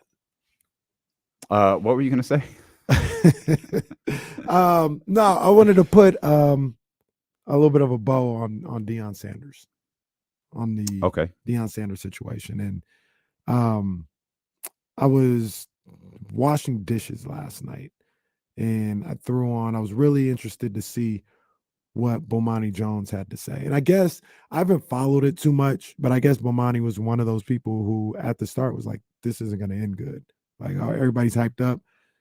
Deion going to do this and that. It's not going to end good. So this latest episode, I guess people were expecting him to like really, hit him with that I told you so. And he's like, I'm not really going to do that like too much. Deion did some good things, but he did it. Bomani, it was a perfect segment, perfect episode, even to the point where I text you guys like, yo, he bodied this. And he talked about really, there was a number of different things with Deion. Like, all right, Deion, you did what you had to do at Jackson State. And you sold what you had to sell. And we all knew you weren't going to be here for the long haul, but you did what you had to do. But he had two things that he said. He said, number one, the way he left Jackson State was not okay. And what he meant by that, not necessarily the school, but the people of Jackson, Mississippi, who supported him in an unbelievable way. Like, they supported him major. He talked about, how they showed up to the games and they showed up to college game day. When I guess, Deion was like kind of worried about game day. Like, would they bring it the way these other schools around the country would bring it, or would they, to lack of a better word, would they embarrass him or embarrass himself? And they showed up in the pouring rain, and they showed up so much for Jackson State. And Prime never talked to the media, never talked to the people. And he said that was kind of wrong. He also brought up a good point where Jackson State allowed Deion Sanders to kind of jump the line, because you don't go from not coaching. I think he had like a academy or something like that, but you don't go to that to head coach somewhere. He talks about all the time. Like, you in football, don't have basketball happens all the time. You walk off the street as a player, you're the head coach somewhere. Football, traditionally, there's an example here and there, but traditionally, you got to be, some type of position coach or whatever. Deion went to Jackson State with no experience coaching the team. Yeah, but I have an issue with that being used against him, though. Well, it's not what used against him. Well, if Bomani's making a point that he jumped the line. No, he's making a point that Jackson State allowed him to jump the line, and for you to leave them and those people when they gave you an opportunity that you're not getting. Deion didn't go to Colorado or anywhere Florida State first because they wouldn't have let you do that. They wouldn't let you do that. Jackson State let you. He got the Jim Irsay treatment from Jackson State. Exactly. And all he said, his argument wasn't don't leave. It was these people deserve better than to just kind of go, right? Like, you didn't talk to the media there. You didn't address the people, still haven't addressed the people. And he's like, they deserve better than that because they supported you in a major way. Nobody thought you were going to be here forever. We all knew what time it was, but at least like give these people the decency to look them in the face through the TV or, in front of, they were like, he couldn't even stay for the celebration of the championship. He was on stage talking about, come on, man, we got to get this done with. We got to go. It's like, damn. So there was that, right? And I'll let you speak to that if you want to. Well, I just think that's part of Deion Sanders, though. I mean, there's two things, and I don't have a side in this. We're just laying out the different, the different ways that we saw this. The only real issue I've had with Deion is, there are some people in the media who were like willing this to happen and waiting this to happen and trash Deion when he took the Jackson State job, trash Deion all through the Jackson State job, and then trash Deion because he left the Jackson State job. Like, I feel like a lot of these people just have vendettas against a lot of these writers are writing about an HBCU that they otherwise wouldn't care about, that they otherwise wouldn't be talking about. Jackson State and Deion was a mutually beneficial agreement, a mutually beneficial partnership for everyone involved. That's really, I mean, you got to understand what you're signing up with Deion. You talked about the academy, the Prime Academy. That did not go well. That failed miserably. Jackson State had to have known that. Everyone has pointed out what must be the money, or I can't, whatever the name of the song. Must be the money. Everybody knows, like, Deion's personality has not changed from the Atlanta Falcons to the 49ers, to the Cowboys, to the football team, to the NFL Network. Then there might even be a Ravens in there somewhere. Deion's always been Deion, dating back to when we were introduced to him. At least I was introduced to him at Florida State. He's always been Deion. I didn't expect him to change here. Could he have done things differently? Yeah, sure. But why would you think that he would do things differently? Yeah. I guess that's more my question. No, I understand. Now, some of it would be he said he was. He said he was going to do something. Now, you could be like, he's a you salesman. say whatever you want, but we already know he's who a you are. salesman, and he's selling Deion. So there's that aspect of it. I thought Deion Sanders was phenomenal on the NFL Network. I really love Deion's a I tremendous loved personality. watching couldn't agree more. the highlight show with him on there. He was great on there. But so I listened to Bomani, and like I said, I encourage you guys to go check out that segment. He was a little bit, I told you so a little bit, but I thought he was very fair with both sides of his assessment, and basically saying, all right, well, now we'll see what happens in Colorado. We'll see how this works out. He said it could work out great. It could fail miserably. We don't know. We'll figure it out. But then after that, I was on YouTube, and I think this is Deion's videographer, the people that followed everywhere. And I don't know if you saw on Saturday night, they had the cameras were rolling in the Jackson State room, the team room, where he was saying goodbye. And he was like, he's at this whole speech, about why he was leaving, where he was going, all this other stuff. So I saw that. But in that same meeting, they had video of the rest of that interaction with everybody. And the kids I watched it. It's about 13 minutes long. And I guess Deion gave everybody an opportunity to say what they wanted to say, good or bad or indifferent. And the kids that spoke up and said something, they were so appreciative of their time with Deion Sanders. They thanked him. They loved Deion Sanders. And it was never we loved you. How could you be leaving us, coach? They were happy for him. They were so thankful for the time they got to spend with him and what he taught them. And it was the players.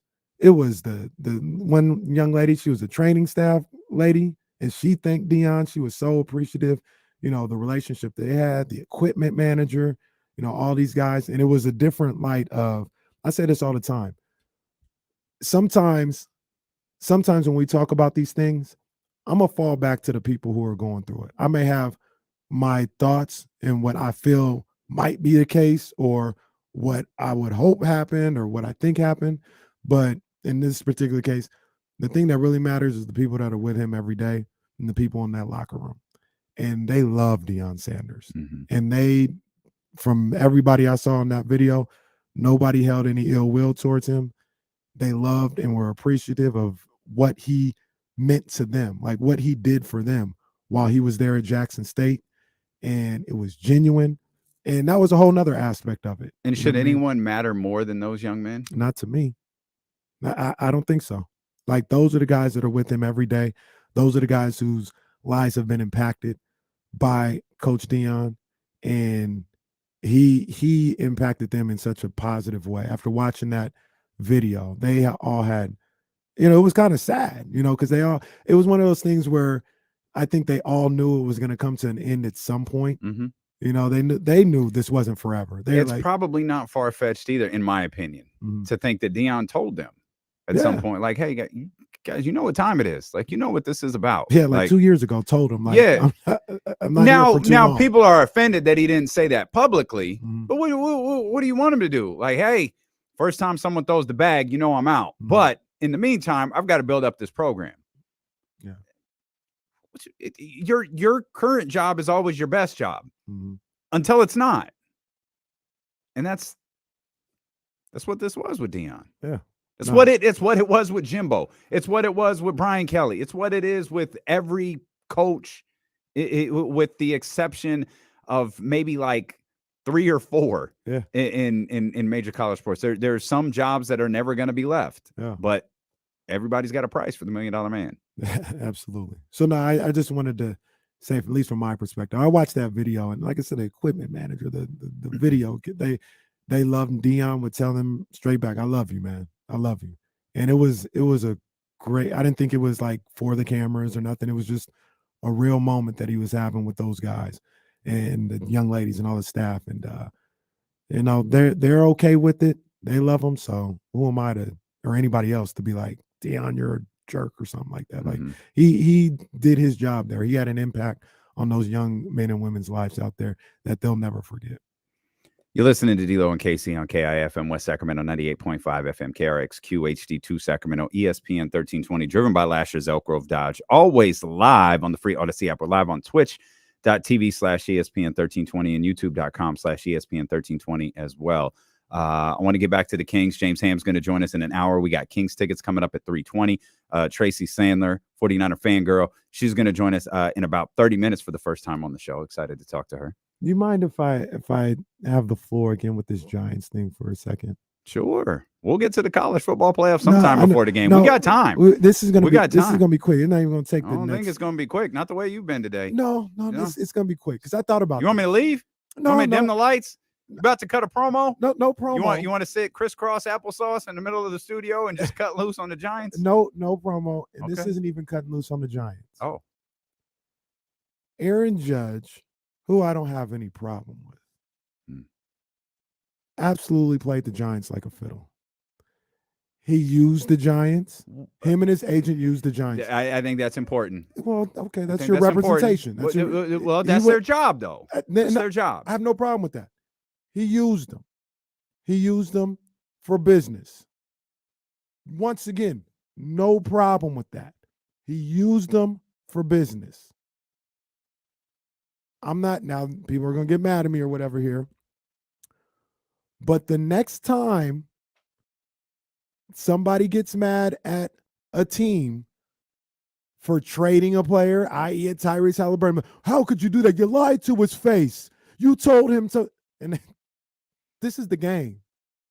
And when you have an opportunity to do it as a player, yeah, you play them owners right back. When the owners have an opportunity to look at you as an asset and use you in that respect, they're going to do it. That's the game. I don't want to hear Tyrese or DeMar DeRozan or anybody, man, there's no loyalty in this game no more. No, there's not. There never has been. And it works both ways. It works both ways. That's all I'm going to say. Because Aaron Judge, the player, used the hell out of the Giants. Bryce Harper, a couple years ago, the player, used the hell out of the team. And the Giants were left playing like fools. Now, if Farhan Zadi wasn't sitting there talking about zip and on his XL the whole time, he would have been able to understand that and maybe finish something out. But he wasn't. They got played. The player played the owner. Round of applause. I just don't want to hear, oh, there's no loyalty in this game when a player gets traded. No, there's not. That's the game. If you can play it, play it. That's all I wanted to say. It was like an RKO out of nowhere. I didn't see that coming. I just thought about that on the drive in.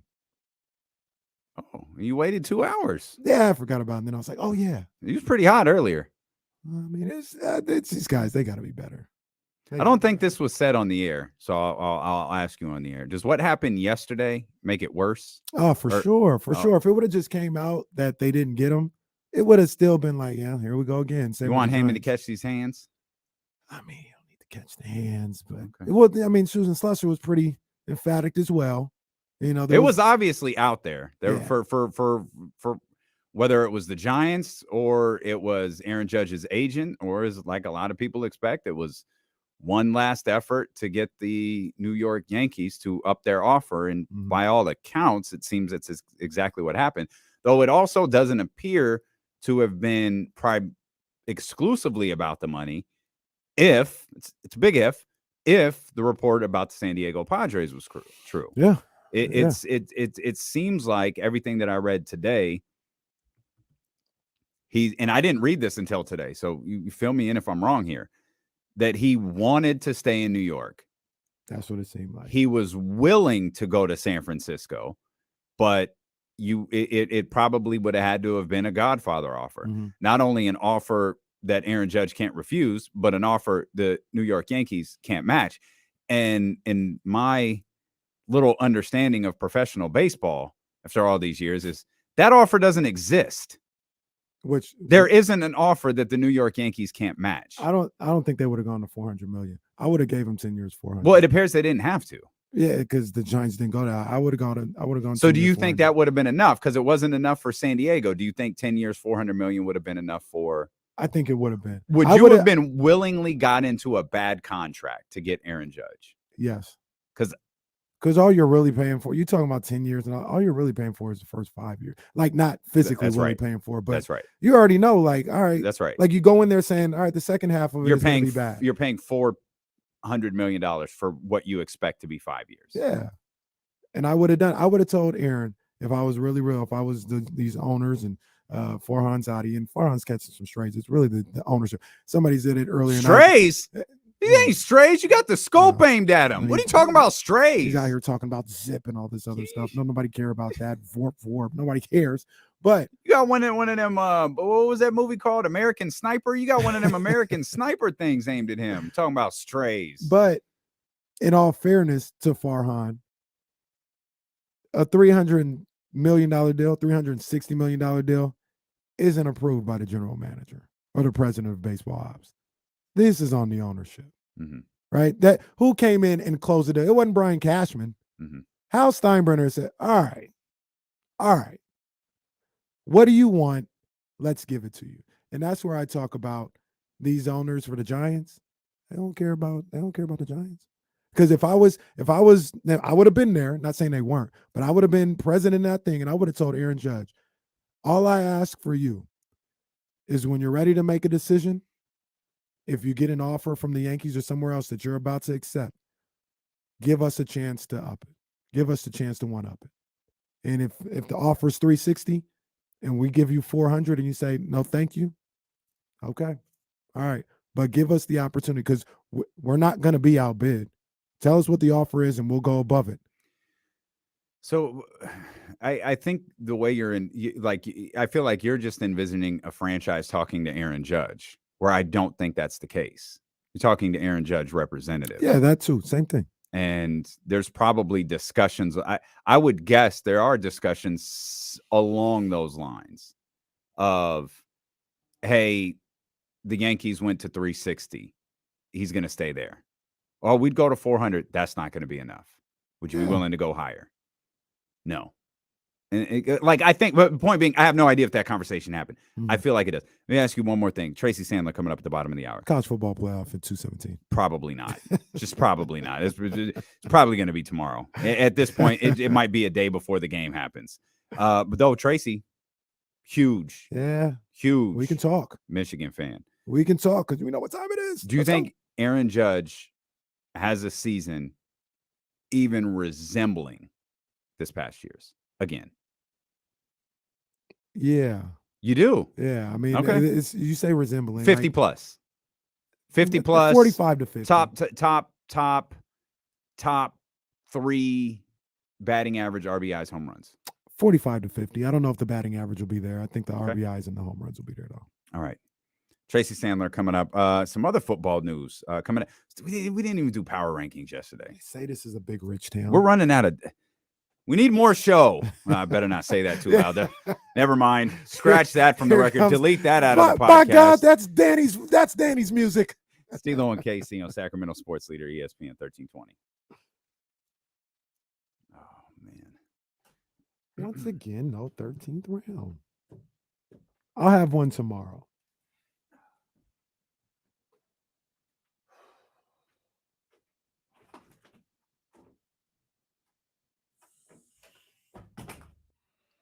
I'll have a 13th round tomorrow. It's not my fault nothing's going on.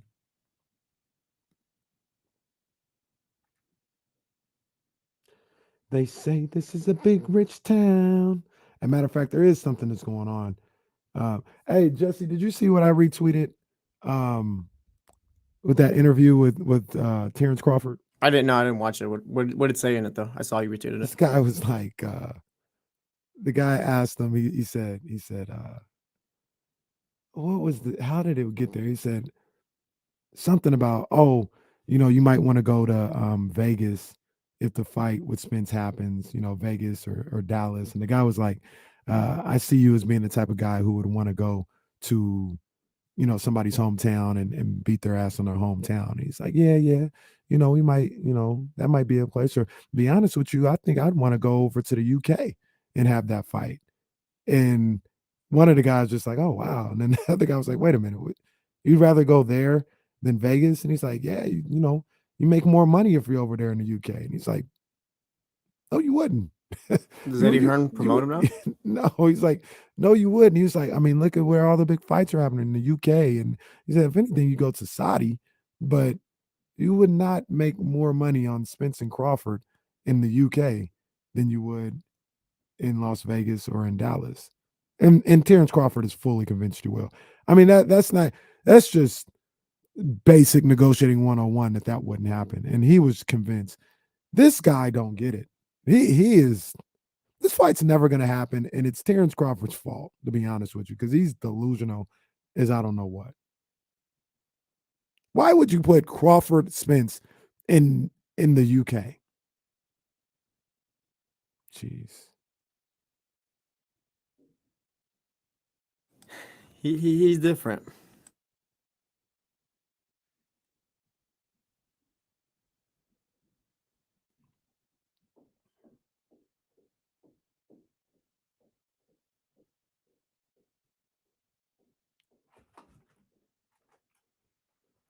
Ooh, jeez. Did you see this? I don't know if it came from a reputable source or whatever, but there's a rumor about, maybe it's a guess, about Roman defending both belts separately at WrestleMania. No, I didn't hear that. It would be versus Cody the first night and The Rock the second night. Interesting. That would be pretty dope. That would be dope. I feel like you got to have him win both though. But at some point, though, you've got to get those straps separated. You got to. Is the match with The Rock as big as if he loses to Cody on the first night? And so how you would spin it was the second wouldn't count towards the streak. Let me rephrase that. If he loses to Cody, yeah, is the match with The Rock as big? Oh.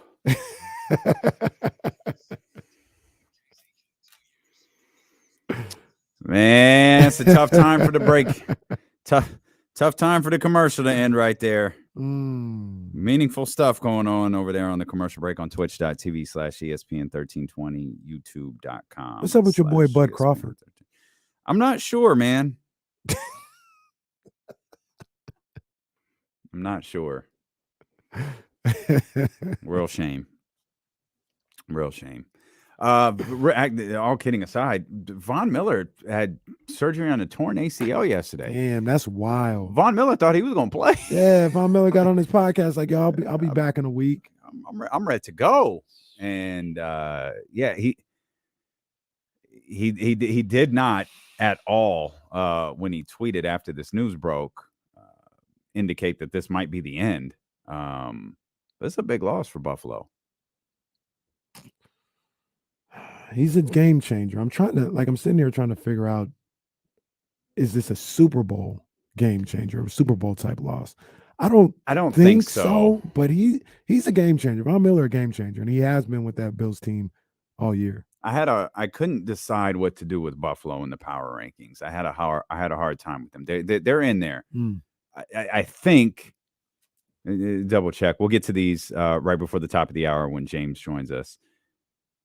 I think, yeah, I did a little moving around this morning. I originally had them somewhere, and then I changed it a little bit. Both conferences feel wide open to me with really. I mean, do we look at Kansas City as like a Super Bowl because we've seen it. We've seen them in the Super Bowl. We've seen them win the Super Bowl. We see Patrick Mahomes and all his majesty. And it's like, oh, it's kind of Kansas City and everybody else. When in reality, it's probably not. It's probably Kansas City and Buffalo. And I feel like there's probably a handful of teams that you can point to. My opinion on the change, my opinion on the Eagles just keeps changing. And I don't feel the way about the Eagles today that I did like 3 weeks ago. But I don't think they're like invincible. I don't think like if I'm penciling a team in or sharpieing there you go, a team into the Super Bowl, it's not the Eagles. I don't even know what team it would be in either conference. Yeah. I still like the Chiefs better than anybody in the AFC right now.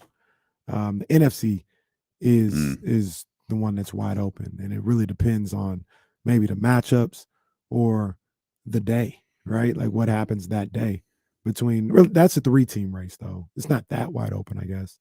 It's Niners, Cowboys, Eagles. That's it. In the AFC, Niners, Cowboys, Eagles. In the AFC, the AFC feels like it's just Bills and Chiefs, unless the Chiefs play the Bengals. Yeah. then you throw the Bengals in there. That's weird. What's the stat? 3-0. Yeah. Joe Burrow 3-0 against. And Miami's still there too. Like I said, I don't know. Miami's defense isn't good enough for me. Miami might need one of those Baltimore Ravens runs. They get there, they're really good. Jesse, just divert your ears here for a minute. They might get their ass kicked in the first round of the playoffs. Yeah, and then kind of regroup and be back next year. Like I don't know. They're a good team. I like them. Maybe that was a big game. There's been speculations whether Tua had the jitters, or whether it was the 49ers defense. Right. Whatever it might be, maybe he got it out of his system. Given that's probably, I don't know, Jesse, the biggest game they played all year. The biggest. No, Ravens Buffalo's game no. is pretty big. Ravens, Buffalo, okay. Buffalo, yeah. Okay. Well, this one's later in the season. All right, but that's fine. That's fair. I wouldn't put Miami in that category yet, though. Miami. The other thing with them is, I think I could look this up, but I think they're like maybe the 5th seed right now. Yeah, they're 5 right now. I think if the season ended today, they'd be playing the Ravens. I think. Don't quote me on that. Well, no.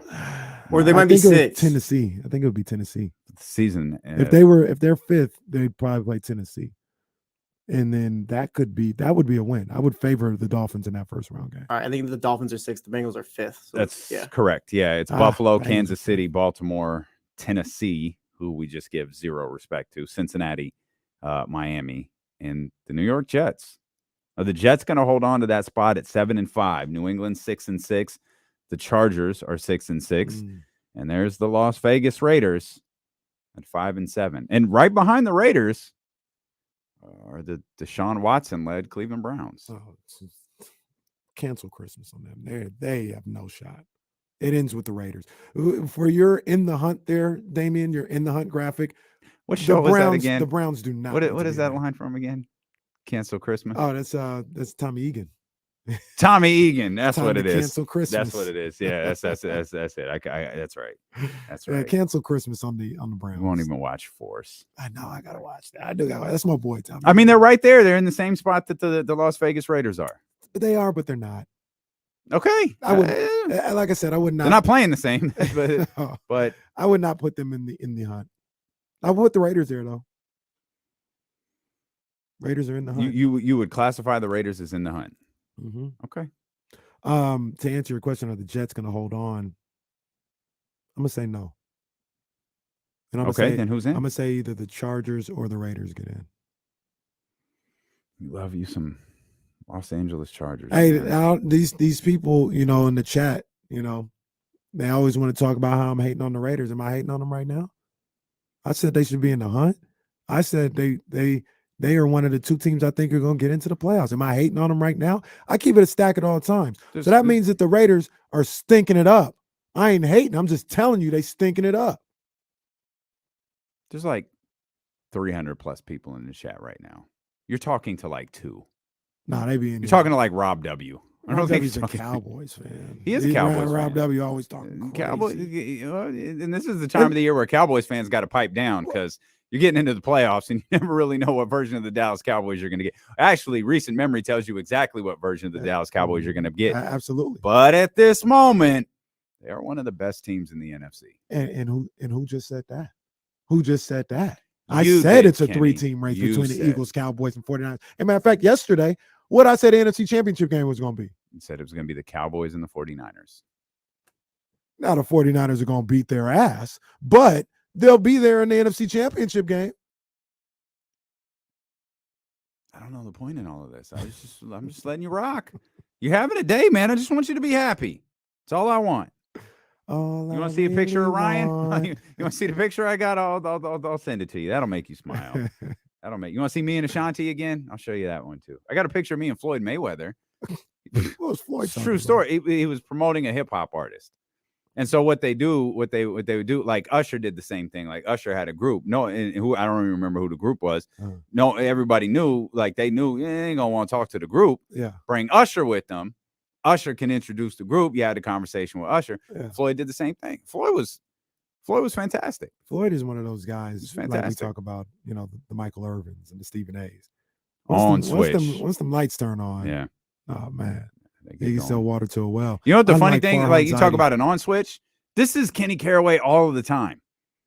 Like That's kind of cap. there's no on switch, man. This is KC all of the time, man. He's ready to rock at a moment's notice. I mean, you gotta do what you gotta do. I gotta man. warm up. Gotta do what you gotta do, man. When it's time to turn up, it's time to turn up. I knew he was gonna be ready this morning. The over under on words said for me in that first segment, I think it was 20. I think we hit the under. If you bet the under, I think you hit it. What that one guy say? Yeah, I caught the baby, falling out the window. Unlike Aguilar, well, Floyd Mayweather and Michael Irvin, they're great salesmen. Unlike Zadi, unlike Farhan, All right. You want to talk? he can't sell water to a homeless person. What? Farhan can't sell. He can't sell a Well, how's a Morton steak. homeless person gonna afford a bottle of water? He can't sell a steak to somebody wandering in the desert. Where are you getting these analogies from? What are you doing right now? He can't make the easiest sell. If somebody's wandering in the desert and they're dying of Why hunger, didn't you sell the water to the guy in the desert? Why did you pick a homeless man? no, he can't. Either one of them, he can't do it. Okay. You know what? He's not a closer. We have company. I don't even know what's going on. What right are you now. on, bro? Let's bring in Tracy Sandler, 49er fangirl is here. Let's mention this. Let's get this garbage out of the way here. Ain't no garbage. No, this is big garbage. You two, and by the way, Tracy's broadcasting live from the bowels of Levi Stadium. I forgot to mention that. Yes. You two are But it's so big dark. Michigan Wolverine people. So let's get that nonsense out of the way really quick. Go blue. Go blue, Tracy. Go blue. Do we want it? Should we do like a rendition of Hail to the Victors, or how do you want that to go? To the victors, valiant hail, to the conquering heroes, hail, hail to Michigan, the leaders and the best. Aren't Sorry. you too cute? Let's go. I'm gonna go vomit. Let's go. I'm gonna go throw up in a trash can now. I'm so happy Tracy's here with us for the first time. I'm happy to be here. I'm sorry it's so dark, but What did you do? The ambiance is incredible. What is above you? Yeah, it are looks you like she's are in you a like club. below the video screen? Well, Like, I where am. are you? I'm in one of the club. I'm in the club. I'm below the video screen. Yeah, I picked a good spot. Really, I picked the first spot I saw, but it's a good spot. It's on brand. Tracy Sandler's doing the radio hit from the club. That's on brand right there. You're at every practice. I learned at a like panel thing we did. You have like the recall of Kenny Caraway. Your memory is ridiculous. What are your observations as the Brock Purdy era begins for the San Francisco 49ers? What are your observations on him? Well, it's actually kind of funny because I was sitting there watching them, and now it's Brock Purdy, Josh Johnson, and Jacob Eastman. It's very different than how the season began. And It almost didn't seem weird, though. I think maybe because Brock Purdy has been there the whole time, it just didn't feel all that weird. But the observations are, Kyle Shanahan said something today that I thought was kind of interesting, that Brock has, prepared every week as if he was going to play, as if he was the starter. And Kyle Shanahan said, I can't imagine how awful it must be to prepare all week for the test and not be allowed to take the test. And now he'll be taking the test.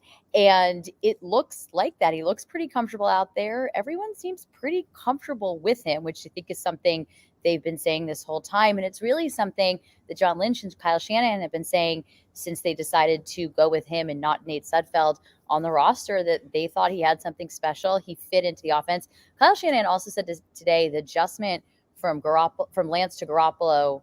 Let me say that again. The adjustment from Garoppolo to Purdy is less than the adjustment from Lance to Garoppolo, because Garoppolo and Purdy have a lot more similar skill set. So it's weird because they're now on their third starting quarterback of the season and we're going into week 14. But by the same token, it also looks like it just might work. I mean, we'll see. But it does look like it just might work. You've seen a lot more Brock Purdy than I have between training camp, practices, and things of that nature. I was impressed. I don't want to go overboard, but I liked what I saw on Sunday. I thought he gained confidence as the game went along. You gained, a little being more and more comfortable as the game went along. And then you hear what some of these guys are saying, the Fred Warners and Kyle Shanahan. And I even saw in one of the videos, Ray Greenlaw was just like, yo, keep slinging it, Purdy. We got you. You good. You good. They seem to have supreme confidence in this guy. Is there something that you've seen this whole time with Brock Purdy that maybe, the traditional 49er fan like myself who hasn't seen him behind closed doors, has you feeling, hey, it's not as crazy as it may seem that he may be able to hold the fort down? Well, I think there is a confidence and a calmness to him, for lack of a better term, that seems to just resonate. And I noticed at rookie minicamp, I do 5 fun facts with all of them. And even in his 5 fun facts, there was just kind of a confident about him. Everybody brings up the Mr. Irrelevant thing. He took it in stride. And I don't know, he just kind of fits in. He's somewhat quiet, but there is a confidence. And I think if you go back to, I know you said you don't want to overdo it, but if you go back to Sunday, the thing that I keep thinking about is it's not like he came in the fourth quarter with a comfortable lead and didn't make any mistakes. He was the quarterback the majority of the game, save one series. And he was playing one of the best teams in the NFL. And granted, the 49ers defense was unbelievable, as they have been. But still, this kid had to come in the first quarter. Jimmy Garoppolo hurt. He wasn't planning to play and played a really good game. He had that one interception, which was kind of a wash. And that, to me, is really telling, because it also wasn't like they were playing a winless team. They were playing the Dolphins, and the Dolphins are good. So there's my little Brock Purdy spiel. So monologues. So this is fun because the plot always thickens with the 49ers, and this may not have been a question that came up earlier in the week. How confident are you that Trey Lance is the starting quarterback week 1 next year? I maybe not as confident as I was a few months ago. And we have a while to go. I think we have to see how Brock Purdy does. I think the one caveat to my big Dolphins monologue there is that now the Buccaneers are going to be able to game plan for him. They're not coming in on the fly. I think we have to see how these next few weeks go. He's got the Buccaneers, he's got the Seahawks, but should he play well? Should they get far? Then maybe not as confident as I once was, but there's a lot of things that still have to happen. And if there's one thing we've seen with this team, all of those things still could happen or not happen, or things will happen that we couldn't even begin to fathom at the moment. So we have a while to go until we get there. But I wouldn't say, if you said to me, you have to tell me with 100% confidence that Trey Lance is going to be the starting quarterback next year, I couldn't do that today.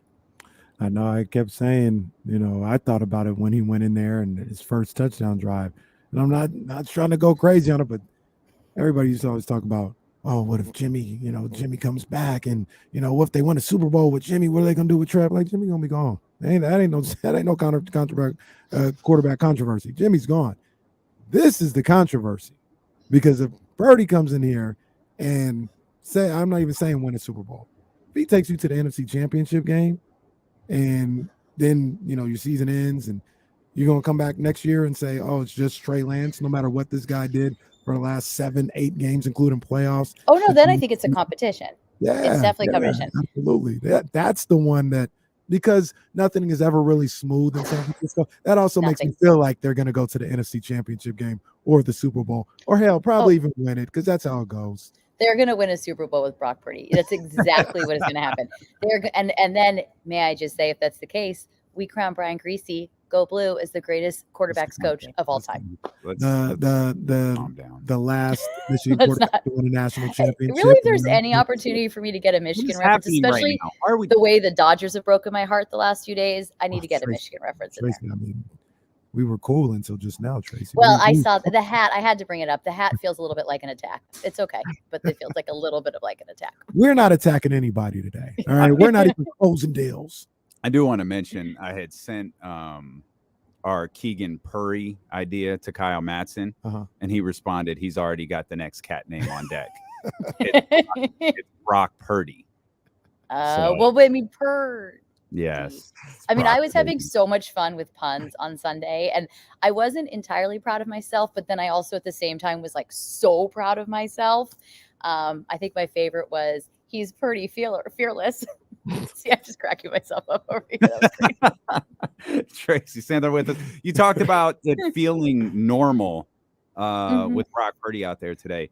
Is that is that because of the playmakers that are out there, the Christian McCaffreys, the Debos, the Brandon Ayuk's, the George Kittles, all of those guys, or is that just, oh no, have you seen our defense? Oh yeah, carry yourself with confidence, buddy. We got you. I think it's probably a combination. I think it's also a little bit what we just alluded to, that nothing is ever completely normal with this team. So the abnormal feels just completely normal. But I think it's a combination of all of that, because everyone else is still there. And Brock Purdy's in a great situation that way. You do have the number one defense in the league that is just, I mean, they may give up 12 points total the rest of the season. I'm exaggerating, but they are a rather incredible defense. And then you do have all these playmakers. You do have Trent Williams, George Kittle. Like, yes, Debo is limited today, but Brandon Ayuk, Christian McCaffrey. I mean, you have all these playmakers that, like, honestly, if Brock Purdy can just play well enough and not make stupid mistakes, they should be fine.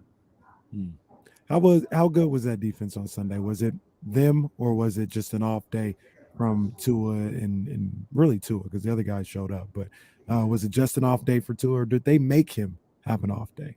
I think they made him have an off day. They also took him right out of the MVP conversation, just because it really wasn't just Tua. I mean, Raheem Mostert and Jeff Wilson, for all the conversation leading up to it, had a total of 8 carries for 33 yards. So I think it was the defense. I think the defense is just that good. Tua may have also had an off day, but I think the defense did that, because also we've seen them do it week after week after week. Save a couple weird weeks there, we've seen them do it week after week. So I just think it's them. Man, are the 49ers going to lose another defensive coordinator this offseason? Probably. I'd be surprised if they didn't. I mean, I think it was somewhat lucky they didn't lose them last offseason. No, I agree. Kyle Shanahan single-handedly getting black coaches hired around the league. Like, I got a whole new appreciation for Kyle Shanahan when we realized what was going on in there. Like, hey, wait a minute. This dude's the new Tony Dungy out there. Kyle Sean King Shanahan. I mean, do you think if Kyle Shanahan wins the Super Bowl with Brock Purdy, everyone will finally stop demanding he gets fired every time they lose a game? Probably not. Every time they lose, Kyle should be fired. That is, my guard TC is in here right now. He thinks Kyle Shanahan should be fired every week. Even my opinion has changed on Kyle a little bit. Like, and I never didn't like Kyle. I just thought his record didn't match the way that he was talked about, and it felt like hype. That was my thing with Kyle Shanahan, and is it always felt like hype. He's won enough games, if he adjusts with Brock Purdy, and this team continues to win, regardless of if you think it's the defense, if he's able to get an offense that can make a playoff run with a third-string quarterback who was the last pick in the draft, I don't know what you could possibly say bad about Kyle Shanahan. Because as good as the defense may be, the offense is gonna. It's not like the offense. They still have to score points. They can't take a knee. Like, they've got to go out there. They got to go out there and work. That would be amazing. Be like, all right, defense, here's what we need you to do. We need 2 pick sixes a game because we are taking a knee on every single snap. Okay. So all we need from you is like 2 pick sixes and a fumble recovery, and we good. What you want them We to got be the Browns? Is that what you want them to do? It's like, Didn't the we Browns good. do that this Well, week? They didn't score an offensive touchdown. They scored They like didn't. 28 No, points. they didn't. Yeah, they didn't score an offensive You don't want to touchdown. get me started on the Browns. Or you might, but I don't think you do. You probably agree. They stink. Well, now I'm curious. Is it the Browns or is it their quarterback? It's their quarterback, but the Browns sure signed him, didn't they? Oh, they Don't did. think they didn't do a lot of. Don't think they did a lot of due diligence, but Well, no, I think they did. They just didn't care. Yeah, they didn't give a damn. well, there's that too. There's that too. Maybe that's but what it is. I Maybe, think and that might be worse, actually. I think you could. I think you could take solace in the fact karma's probably going to come back and bite the Cleveland Browns, as this whole thing might not work out. I agree. Yeah, I that's agree. probably true. Hey, Tracy, before we get you out of here, Buccaneers coming to town on Sunday afternoon. I don't think very highly of this team. I don't think they're very good. You got Tom Brady, who's done some great things. He's good. He's done good things at the end of the game. But even specifically for this year, he did some great things on Monday Night Football. But he didn't do the same things against the aforementioned Browns the week earlier, right? So, But 2 weeks earlier, didn't he also lead a game-winning drive in the last 2 minutes? Rams. Yeah, he did. So you don't know what you're going to get. But I also don't think those defenses that he went up against is the San Francisco 49ers defense. They're not. Nothing's ever easy with the 49ers, but I don't see a situation where unless Birdie is just turning the ball over all over the place, that they shouldn't be able to handle the Bucs. The image of him turning the ball over all over the place is so funny. Like, oh, there goes another one. Oh man, there it goes again. There it is. But I would agree with you that I think this 49ers defense is much better than what the Tampa Bay Buccaneers have faced. I don't think you can ever count Tom Brady out, but I agree that this is a game that the 49ers very much can win. The X factor, of course, being how does Brock Purdy play in a game? I mean, there also is a little bit something to be said for, oh, Brock, you're going to have to go play now, and him not having the time to think about that and just going out there and slinging it. Now it's like a whole week of preparation. And what does that mean? And I think he'll be fine. I'm just saying that does add a little something to it. I also think kind of a fun storyline that maybe isn't that fun, but I'm going to say it anyways because you had me on your show, is that you have Tom Brady, who was in a similar situation as Brock Purdy when, Drew Bledsoe went down and then he came in and they won a Super Bowl and we've seen what happened. So it's kind of a fun storyline, but I do think this 49ers team as a whole is better than the Tampa Bay Buccaneers. I think this is a game they can absolutely win. Also, the Tampa Bay Buccaneers have a not great offensive line that is dealing with a plethora of injuries. And I think we all know how the 49ers defensive front is. Nick Bosa did not practice today, so we'll see what happens. But the defensive player of the week, should he be in the game, should have a lovely time. They have Eric Armstead back. I mean, I think you got a lot going on for that 49ers defense against a not very good offensive line and a not particularly mobile quarterback and a team that just has not been playing great. So I think this is a 49ers victory, but you know what they say, guys, any given Sunday, and that's why they play the game. Aren't you glad you had me on for that? Yeah. Niners minus 3.5. Jump all over that. I don't know. I just jump all over that. Brock people. Purdy's on his way to the first of 7 Super Bowls. That's what I heard. Basically, what I'm so glad that you were able to read between the lines there because it's 100% what I meant. GOAT 2.0 starting Sunday. Passing the torch on Sunday. That's right. That's what it is. It's a legitimate. I heard Brady showing up with a torch to hand Brock Purdy. That's what I heard. That's what sources say. Same guy that told Heyman that Judge was going to the Giants. That's just what Arson Judge or Aaron Judge? Because Arson Judge may actually be going to the Giants. It's just Aaron Judge is staying with the. He should not have deleted the Arson Judge tweet. That should still be out there in the universe. Should live forever. It should. Tracy, you're the best. Thank you so much for hanging out with us. We appreciate it. Absolutely. Thank you guys for having me. It's a lot of fun. Go Blue. Enjoyed it. Okay. Go Blue. All right. Okay. Goodbye to both. Thanks, Tracy. Tracy Bye, from the bowels of the Levi Stadium right there in the club. Indeed. Full of bud, we'll come back. We'll do our power rankings real quick. And then James Ham at the top of the hour. We also got Kings tickets from when the Kings take on Washington. That's all coming up here on Sacramento Sports Leader, ESPN 1320. See if there's any brownies left. Since I think that tray was still up there. I see the tray. They haven't turned on the Apple Pay on the vending machine. Unplug it and plug it back in. I don't even know if you can Reach the plug, boy. Hey, Bryce, there you are. I was asking for you earlier. Boiler Room Brawl on Levi's. I love that you always make the wrestling reference. I can't believe Kenny sells water to homeless people. That is wild. He was trying to sell a steak to a guy in a desert and water to a homeless person. I just want to know where the homeless person gets money to buy the water. I know Kenny's out there. I'll give you this for $3. And I still don't think Kenny heard what he said was like wrong. He was just continuing to tell us, well, because the homeless person's thirsty. That's why. That's why. That was wild.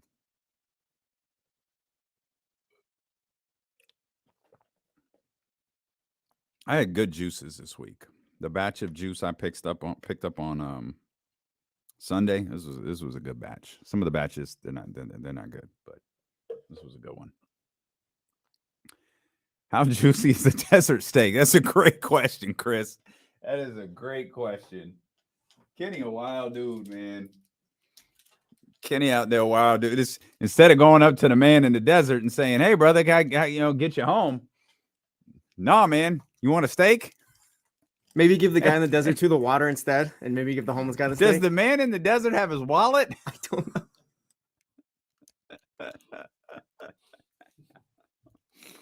Oh, man.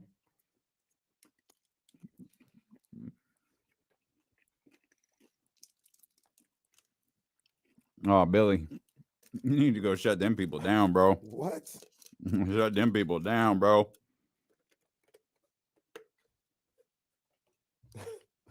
What are people talking about? Not today, fellas.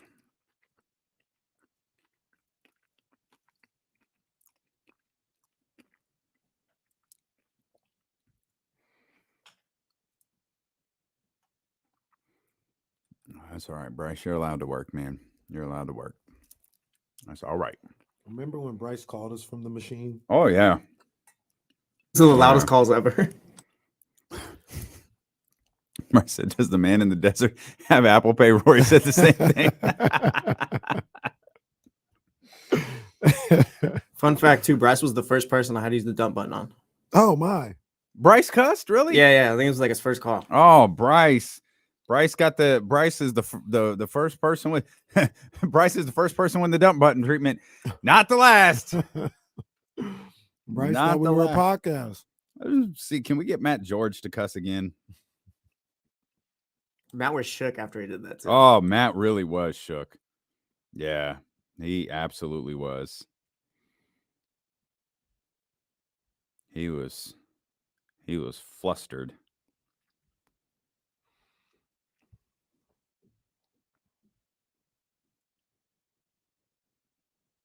Oh, man. This day in 2004. Did you see that? No. Purple Haze. Well, that's the whole Dipset, but ooh, baby. That is, I wouldn't call it a classic, but I really like that album. Where's Jay Hardaway and Dr. David? You guys were out here slandering me, saying I'm doing PBC's work. Look, I don't care. I like PBC. I don't care, but you guys are me plenty of times say Top Rank is having the best year of anybody this year. So there's that. And also, this guy Terrence Crawford is a mess. Like, I don't know why you guys are still defending this guy. He hasn't said not anything right once. And you guys talk about Errol Spence has crazy videos. Yeah, he was a drunk like 5 years ago. The guy don't do nothing nowadays but be on his tractor. So you guys are talking about videos that are 5 years old. After the car crash, you don't do nothing but be a cowboy now and farm cows and all this other stuff. Wow, Kenny hates Cowboys. Well, I hate the Cowboys. I don't hate Cowboys. I love this. TC on the line wants to talk Kings. He's going to slip in something about Kyle Shanahan at some point during the call.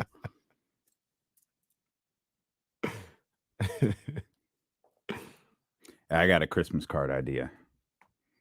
I'll bring him in tomorrow. I think they arrived today. I'll bring him in tomorrow. We could take the picture whenever. I think it's kind of dope.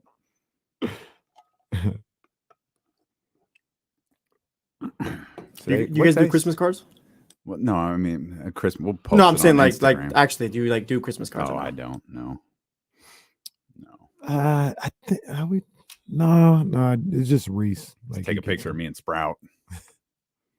Reese takes them. We haven't done them as a family since I was like, since he was like 1, maybe 2, like 1.5. I think he just turned 2. And Jazz wanted to kill us all after trying to get everything. She's like, I'm never doing this again. Jason Ross sends out really funny cards with Jackson. Like, yes, it's just some funny picture of Jackson every year.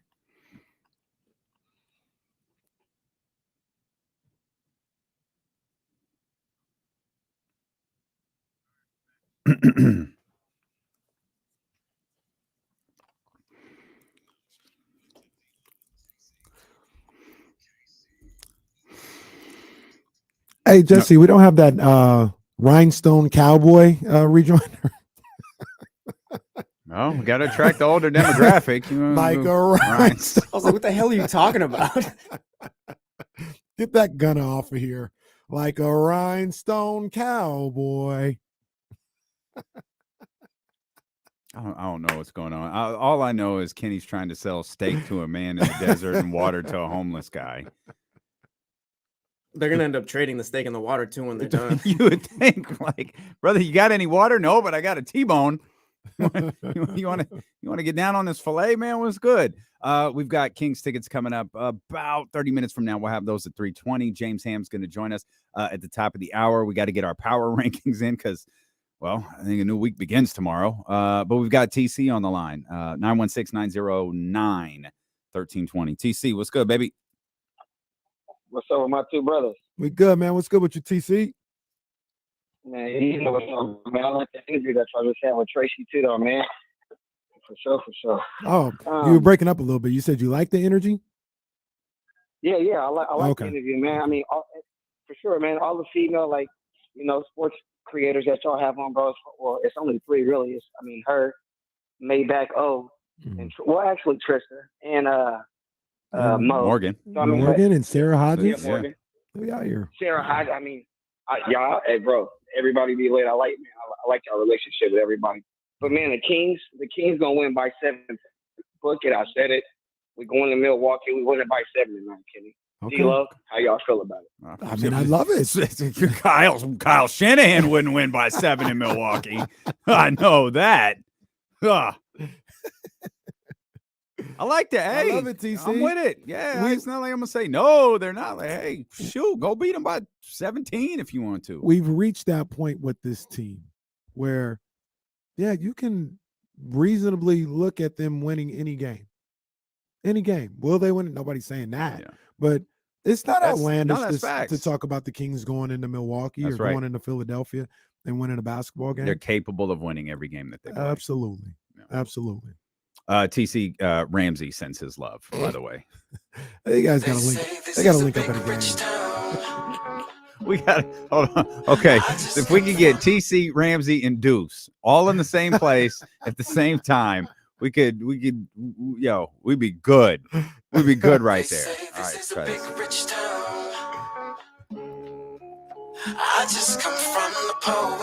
All right, James Ham coming up here in less than 10 minutes. We got to throw out these power rankings, man. We got a little sidetracked yesterday and today, but we here. We got them. You want to go first? Yeah. Especially since I think I missed last week because I You was out. did. Yeah. That's right. So I don't really have anything to go off but 2 weeks ago. I'm not even going to do that. This is almost like a brand new power ranking situation, right? And it's tough. Like, I think there's about 6 to 7 worthy teams to be in the top 5, but I had to do what I had to do. Number 5. If Jimmy didn't get hurt, maybe they'd be higher, but he did. I've got the 49ers at number 5. Okay. I got the Buffalo Bills at number 4. Number 1 seed in the AFC, by the way, right now. They're currently the number 1 seed in the AFC. Got them at 4. The Chiefs losing to the Bengals put them at 3. The Eagles, who the last time I did the power rankings, weren't even in the top 5. They've moved up to number 2. Whoa. And that means Whoa. Rob W. Whoa. at number 1 after their beat down of the Colts. Wow. I'm gonna give it to the Cowboys right now. Okay. I'm gonna give it to the Cowboys. I ain't no hater. Okay. I ain't no hater. I'm with it. The little bit pretty similar to you. Top three is different. I went 49ers at 5. I had actually put them up at 4. I was like, I think this is silly. Like, I think I'm holding a little too much against Buffalo, and then I'm at pause. I kind of got the pause button activated with the San Francisco 49ers, but they're phenomenal. Their defense is phenomenal. They're capable of beating teams with their defense. What we see moving forward, beginning this week with the Tampa Bay Buccaneers, will certainly be interesting to watch. So I've got the 49ers at 5. I've got the Bills at 4. Those were the two teams I was debating about where they go. You got the Cowboys at 1. I put the Cowboys at 3. I didn't put much. I think very highly of the Cowboys. Obviously, I didn't put a ton of stock into them beating the Colts. I actually thought this isn't unusual. Collinsworth's testimony on Jeff Saturday. This stuff with Jeff Saturday is getting a little gross. You're purposely ignoring the point. Like, hey, why not? Hey, give him a shot. No, that's not how this works. Right. Like, this is the National Football League. You pulled this dude off of the set of Get Up next to Mike Greenberg and gave him a coaching job. And you wonder why people are upset about it. And you were I think they're doing pretty well. No, Chris, they're not. They stink. Now, they stunk before Jeff Saturday got there, but they still stink with him. Were they 1 and 2? And he's done 3 games or 4 games? I think he's done 3. He almost won the second one too. He almost won the second one because he won the first one. He almost won the second one. That would have been a disaster. That would have been an absolute disaster. But I like the Cowboys. I like the Cowboys a lot.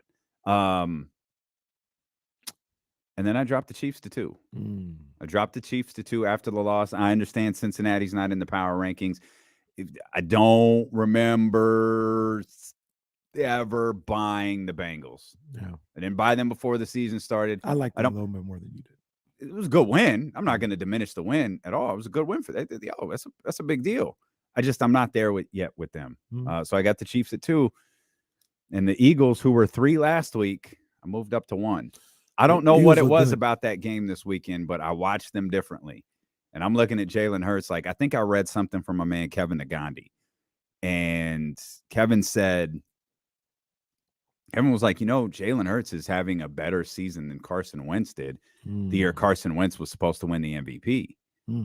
And when it was like, oh, all right, let me look at this a little bit closely. Look at what the Eagles is doing. Yo, they're built. Hey, they're man. built. I've been all over the place with them. I gave them their respect when they were when they were undefeated, because I thought higher of them than I thought of the Steelers when the Steelers were undefeated a couple of years ago.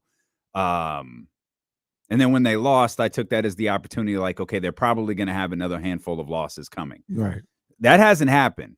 So I'm gonna give them their credit. They're built stronger than I originally gave them credit for. And Jalen Hurts may very well be the NFL MVP. Well, I mean, the thing about it, though, with the Eagles is, and I think we talked about this, but, they're not going to be tested into the playoffs. They weren't. I don't think Tennessee's very good. No. I mean, they're not a bad team. They're they're an average team. They're a team that the Eagles should beat up on. But the Eagles, the schedule was really soft. You could say the Cowboys game. I'm not exactly sure when that is, but that might be a test. I think the Eagles play the Giants this week. I don't think the Giants are very good. They're much like the Titans. They're not going to face, a Dolphins. They're not going to face a Vikings team on the road, And even if there are questions about that, it doesn't mean they can't beat these teams. It's just we haven't seen them in those situations. So I think they're good. Obviously, I got them at number 2. But I still don't think they're going to make the NFC Championship game.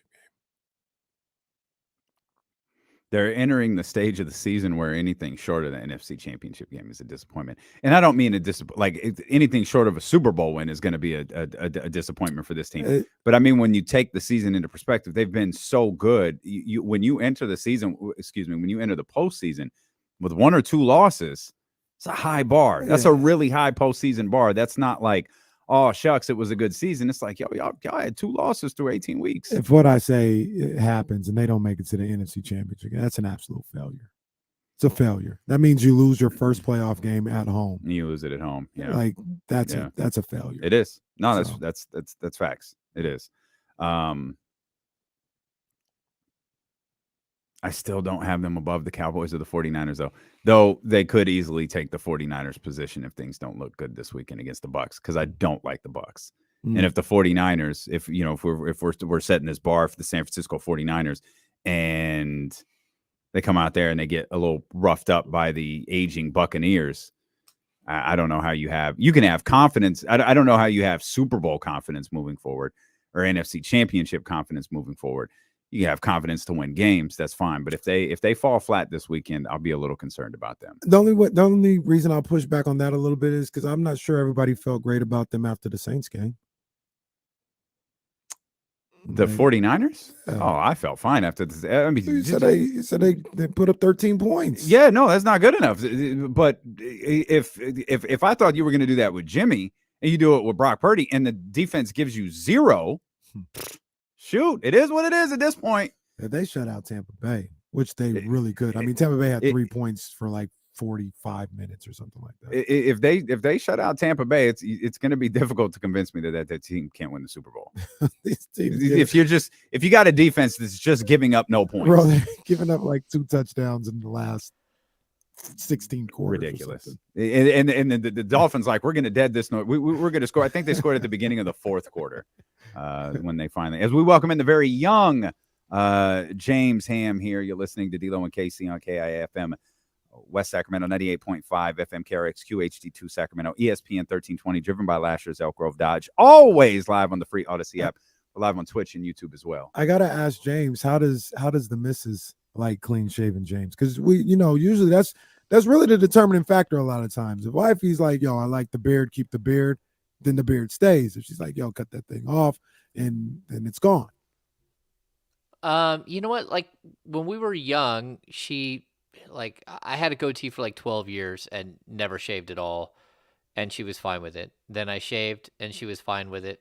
Then I grew it back and I told her I was going to shave it and she's fine with it. She's like, either way, I don't care. She's fine either way. It definitely, like, it makes me feel younger. That's for sure when I shave. Just because, it's all like white now. Like I get all the white hairs in there. It's distinguished. That's what's Silver fox. Distinguished. Yeah, there's gonna come a point where I go like all of a sudden I'll be just completely white, and people are like, wait, what happened? And it's like, well, I was aging this entire time I was covering this team, just like the rest of you. I was aging, and sometimes in dog years from this team.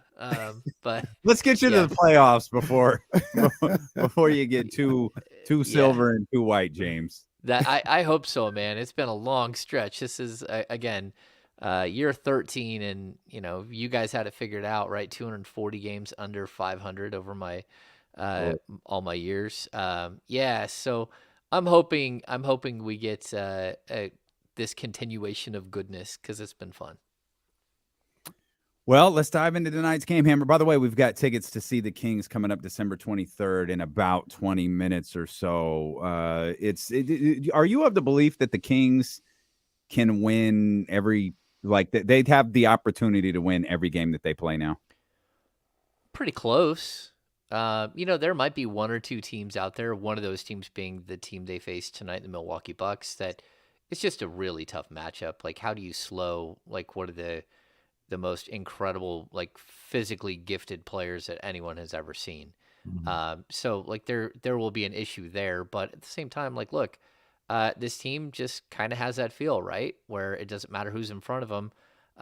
They're going to go out there and give it their all. And whatever happens. And most nights it feels like good things happen. The fact that they're 4 games under 500. I was asking Sean just a few minutes ago on the Kings Beat podcast, if could he remember a time where the Kings were 5 games over 500 during the time that we've covered the team? And he goes back, like to the good times. But during my stretch, I don't know, maybe one other time they're 5 games over 500, but I don't remember when it was, and it feels like it's been a long, long, long time. We might need Will Z for that. Right. I mean, James, this team is 4 games right now over 500. The number 4 seed in the Western Conference. I know a lot of people like to be like, it's still early to look at the standings or whatever, but I mean, they're there. They've played themselves there. I've been kind of peeping the schedule, or excuse me, the standings the last week or so, and this may end tonight. But they're like one of the last teams in the league to not have double-digit losses. It's like 5 of them, and the Kings are one of them, right? Oh. Go ahead. No, I mean, that's incredible. That's a great stat. I'd also say this, like, this is one of the worst road trips you're going to run into. It's a buzzsaw, and this could like kill a little bit of momentum, but I don't know. This team is riding high, but if they go 1-5 on this road trip, they come back at 500 with 11 of their next 13 games at home, where they've been excellent against plenty of plenty of teams that they can beat. Plenty. So yeah, it's pretty like positive. The vibe going around here is pretty positive. Wow. Last time they were 5 games over 500 was April 18th, 2006. Wow. So no, I've never covered a team that was 5 games over 500. Wow. Goodness gracious, man. You noted this. You talked about Giannis Antetokounmpo. Giannis is, for some reason, and I guess because it's early and it's really noisy regarding Jason Tatum, and rightfully so. It's the best team in the league. Luka Doncic, he's the league's darling. Giannis is having another MVP caliber year. Who's going to match up against him tonight? KZ Okpala playing 40 minutes against Giannis tonight? Yeah, I mean, I think the crazy thing is, what do you do if you're the Kings? Do you start Keegan Murray on Giannis? Do you start? I guess what you would do is probably put Harrison Barnes on him to start. I don't know what you do. Like, it's one of those. He's an anomaly, and he's so incredibly gifted. But I guess the other thing you can do is just clog the lane, make them beat you from the outside. If they can prove that they can beat you from the outside, then make some adjustments. But it's not. I mean, they used to be a great 3-point shooting team. They probably still are pretty solid. I haven't looked at the numbers, but if you're the Kings, this is one of those matchups that's tough. And what you have to do is you have to make the matchup on your end tough too. You have to make them work and make them think, "Oh, great, how are we going to match up against this team?" And I'm not sure how the Kings are going to do that. But that's the NBA schedule. You got to go out there and play all 82. James, as far as this game goes tonight, I mentioned earlier, I think you start Sabonis on Giannis, which is maybe a little dangerous because you may get Sabonis in foul trouble. But Giannis is Sabonis breathes on Giannis, he'll get in foul trouble. Seriously, Jesus, can't breathe on Mike. It would be a foul, But they committed a foul in 3 years. This is the last time I ever fouled out of a game. I don't think he ever fouled out of a game. I don't know about that airtime. But, we're gonna get our airtime references in. There's one thing for sure about D-Lo and KC. We're gonna get our airtime references in. But I said start Sabonis on Giannis because Giannis tends to play a little closer to the basket. He may pull it out to 17 feet, maybe a 3 here or there. But if you got Giannis shooting threes, that's what you want.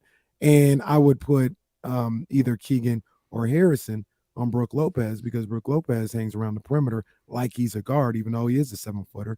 Now, you may have some issues with the offensive rebounding, but I mean, I don't think you want it the other way. Like, I don't know if you want Keegan guarding Giannis and Harrison Barnes guarding Giannis because then number one, you got Sabonis pulled out away from the basket trying to make sure he gets out there to Brook Lopez and he's away from the boards and things of that nature.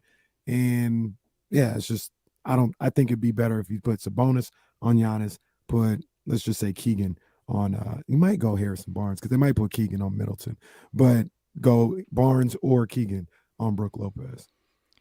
Yeah, like pick your poison. Like, what are you gonna do? And the thing is, to flip it, they're so good defensively. Like each of those players. Yeah. Middleton's coming back from injury, but Drew Holiday is one of the most elite defenders you're gonna find, and he's ambidextrous, and he's just so tough. Like overall, you mix him with Giannis and just the length of that team, And, Brooke Lopez is one of those guys that, like Sabonis, typically the big guys that can, the lightweight guys, he does really well with. The big guys like this, not so much. So, yeah, I think this is one of those just really bad matchup games, and you got to run. You mentioned the offensive rebounding. This also pits like the two best defensive rebounding teams in the league against each other. So the Bucks, you only get one shot. You're not getting a bunch of second chance points. You're not getting a bunch of long rebounds.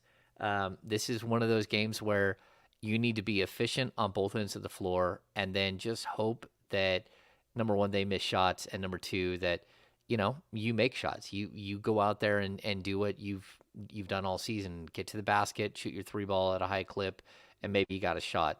This is not a game where I think De'Aaron Fox is going to break out and have a 35-point game, just because he's going up against Holiday and he's going to stymie what they do. And they have players that can really take away some of the key aspects of what the Kings are trying to do on the court. Well, you mentioned De'Aaron. Like at some point, though, I think it's 6 games now that he scored less than 20 or 20 points or less, with the high, I think, being 20. At some point, you want him to get going again offensively, right? They're 3-3 in those games. I don't think anyone's upset about the way that they've been playing. But at some point, you do want to get him going again somehow, don't you? Yeah, I mean, look, I thought the first 3 games, I think we can kind of break the 3 games up into, the 3 losses. I thought he looked beat up and physically he wasn't right. I think the last 3 games, I've kind of felt like he didn't look good for some of the Indiana game too, but something hit him where he got fired up. But he was the stuff you're talking about in those first 3 games, he was moving that same way and against Indiana, and then he wasn't. It's like whatever he had, he seemed to have gotten over it quick, and he got cooking. Yeah. I think that physically he's feeling better now. He looks like he's feeling better. But I think so many guys have stepped up that he's trying to just integrate himself back in and not trying to just make it all about him. And there will come a game or 2 on this trip where he needs to be just wow. And the Kings need to know that he's got that in him right now. Like they know he's got it in him because they've watched it all the first 15 games of the season. But the last 6-7 games, there's been something a little off. So he needs to dig deep. He needs to find it because, if you want to be an all-star, it's not winning one, player of the week and being nominated 5 times early in the season and then going kind of quiet for 2 weeks. That's not the way it goes. You have to continue to pace at this similar clip. You got to put up numbers, and that's the name of the game. It's the old chicks dig the long ball thing. If you're not scoring, you're not going to get the notoriety that you were before. And I'm not saying force it, but he needs to be a guy who makes life easier for the players around him by scoring when he's called upon. And this is a thing that we talked about a number of different times with De'Aaron, and he's had a great start to the season, not changing that or taking that away. But these are the things that we talk about where if you're an all-star caliber player, if you're not caliber player, but if you're an all-star, a literal all-star player, hey, your bare minimum is 22. You go to a game, you're getting 22 tonight. We know that. I may be hot and I can go for 35 or whatever the case may be. But even if I'm not hot and my shot is off, now this is no fault of his, but I'm getting to the line 12 times, and I'm going 10 or 12 from the free throw line. And that's how I'm getting my 22. But all these guys that we talk about, the Dames, the Stephs, Ja now, all these point guards, Luka, they getting 22. And that's kind of what we talked about with De'Aaron for a little bit. It can't be 14. You know what I mean? Especially now going against these top teams on the road. They're going to need him to bring that aggressiveness back in there. Yeah, I would say the one difference with Fox is that, number one, the players around him right now are playing better than a lot of the players that are around the teams that you talked about. So, if I look at Ja, Desmond Bane has been out, so he doesn't have that huge number 2 scorer alongside him. The Kings just have 5 or 6 guys that can pop off for 30. And they are getting major contributions from everybody. What did they have the game where like 9 players, the 9 core players, 8 of them were in double figures, or Mm-hmm. 7 were in double figures, 1 had 9. Davion, Right? So, yeah, but like the point is though that like he doesn't have to be that guy every single night for his team to have a chance. If Steph isn't Steph right now, that team's losing by 20. If Ja isn't Ja, that team is losing by at least 10. Like that's kind of what we're looking at. Like there's a lot of balance to what the Kings are doing. And while, I'd say Sabonis is about as good a wingman as you're going to have if you're a star in Fox, and he might even be a better player than Fox at this point. I don't know. It's kind of a toss-up just because they do different things. But a lot of these other teams don't have that second guy that are stepping up right now. I mean, look at what Luka's got around him. It's not great. And there are plenty of nights where he's putting up 40 or 50 and still losing because they don't have the players around him to be successful all the time. So yeah, I'm not so worried about Fox and his numbers being down a little bit for a stretch here, because I know another stretch where he averages 28 to 30 a game for 2 weeks, 3 weeks, 4 weeks. It's just around the corner, and maybe it'll be on this 6-game road trip, but maybe he starts building some momentum in a place like New York, where everyone loves to play in New York, and maybe he carries that into the game against Cleveland like he did last time, and you start to see this thing snowball a little bit.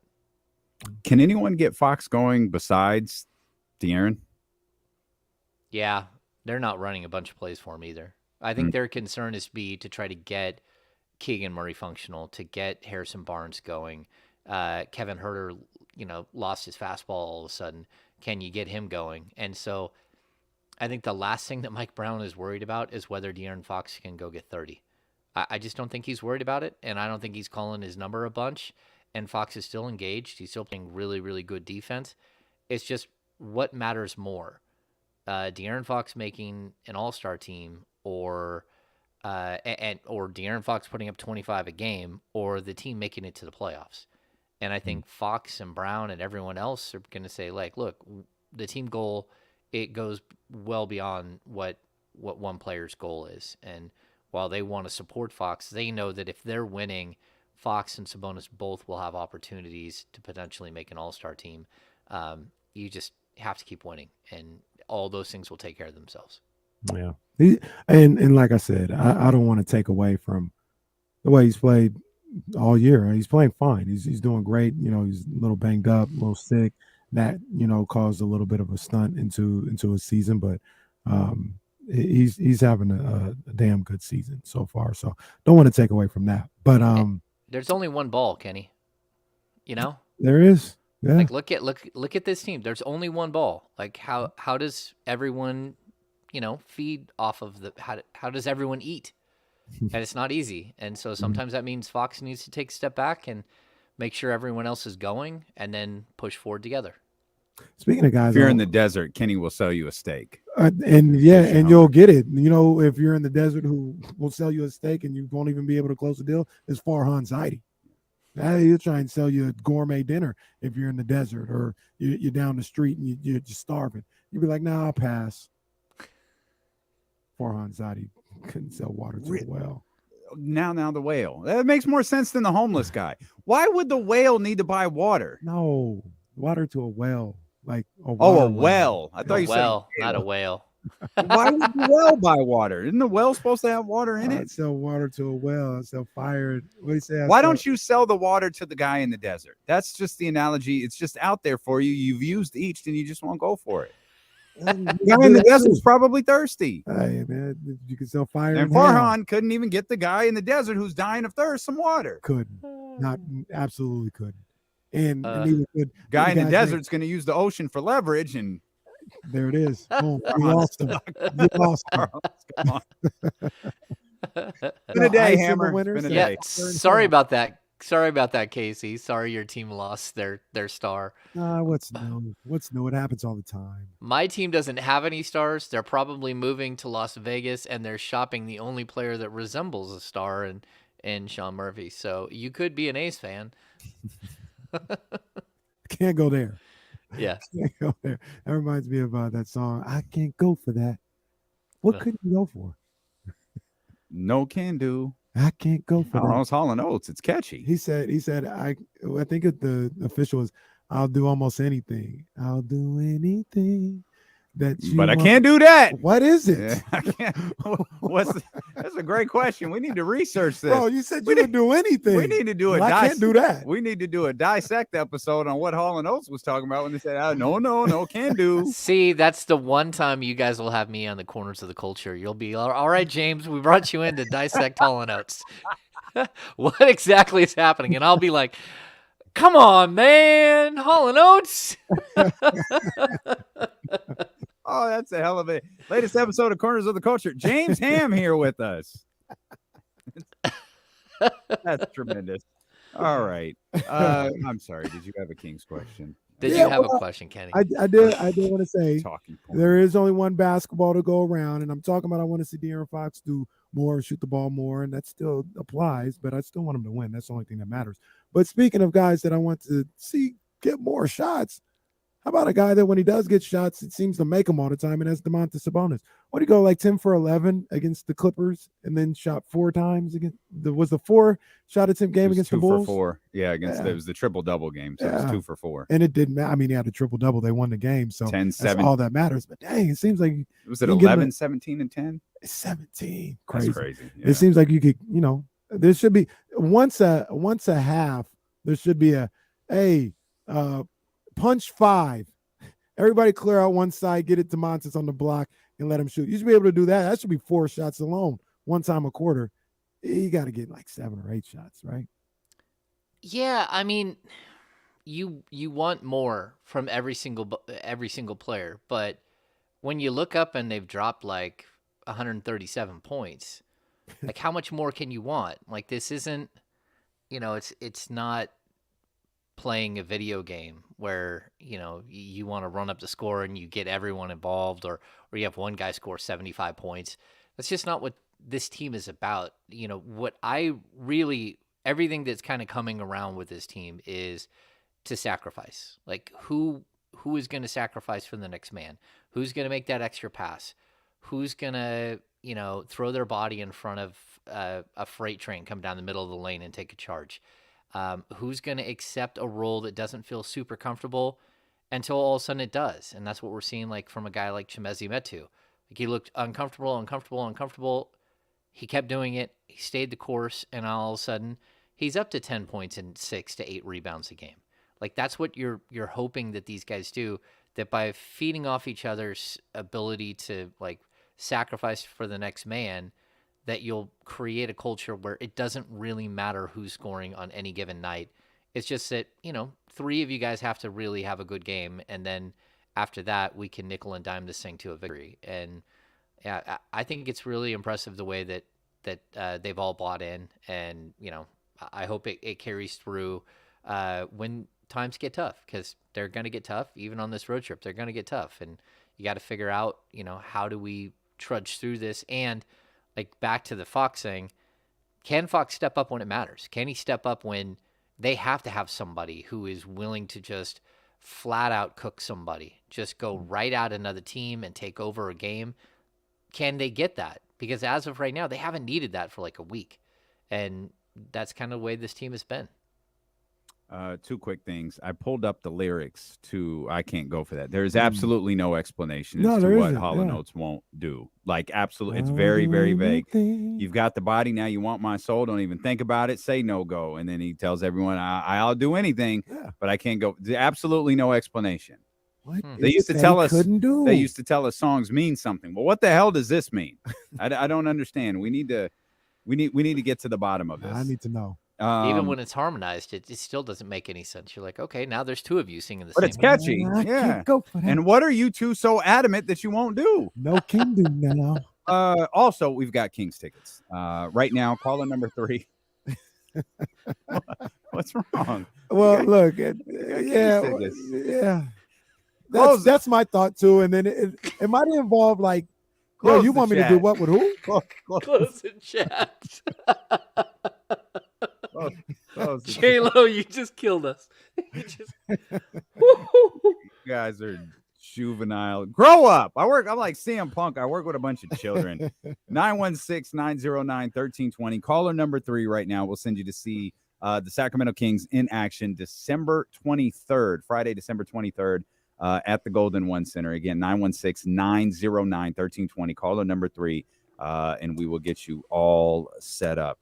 What if that was the case and they're like, bro, I got this fire song, bro. I get like something happened to me last night. I said, nah, like I need to turn this into a song. Yeah, I mean, music back then's a little like I think what's that? Wake me up before you go. That's about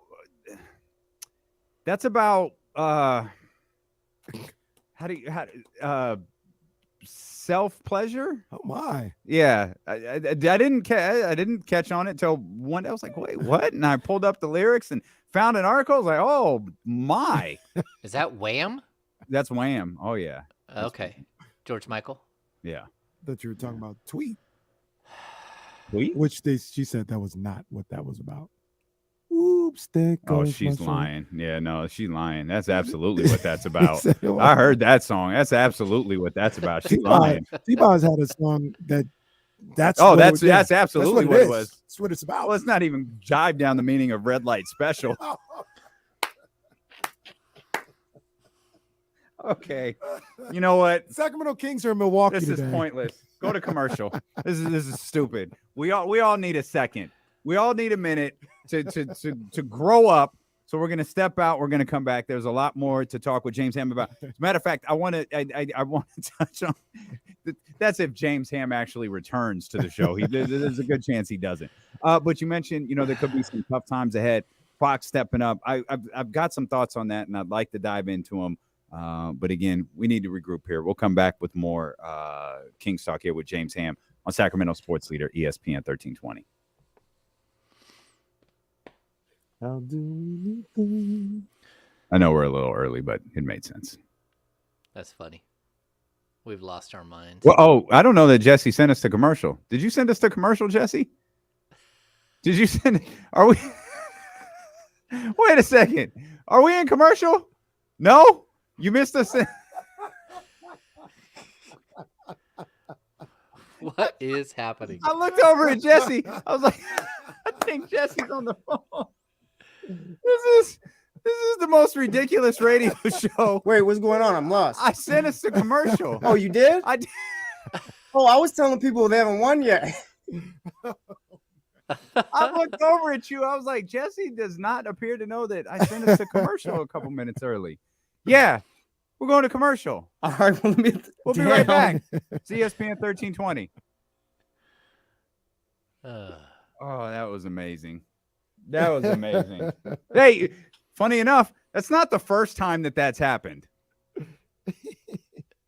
Yeah, because I checked the clock or whatever. I was telling people, like, yeah, we haven't won. So I saw it was 26, so I thought we were good. The segment got a little sideways. So I was like, let's just start over. Yeah.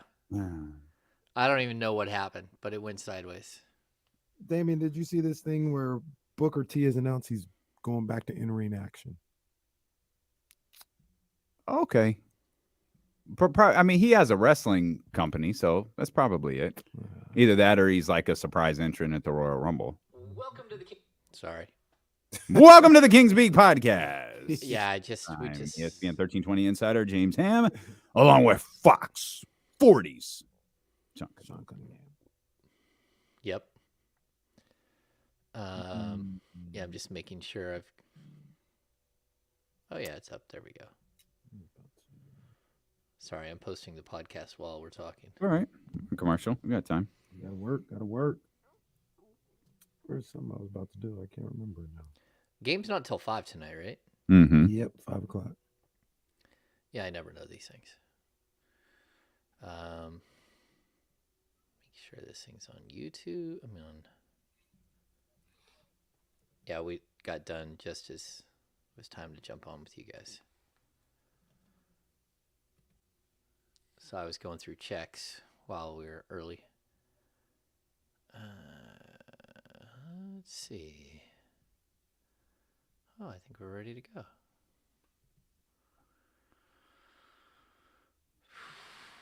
Oh. Yeah, that's what I was going to check on.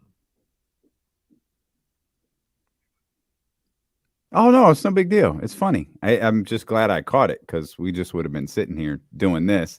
But I just looked over. I was like, I don't think Jesse caught that. No, it's fine. I forgot we had just did the contest, so it's actually my fault. Are you guys going to Adam Sandler tonight? Forgot that was happening. No. I don't think I'll hit any of those shows this week. Yeah, I was not. I like Sean and Brennan are both going. They both had tickets from somewhere. I don't know. Every time I pull up Apple Pay or a credit card, it just looks at me and says, "Chill, dog." Just chill, bro. You don't. Whatever you're about to do, you don't need to do it. That's funny. But is it?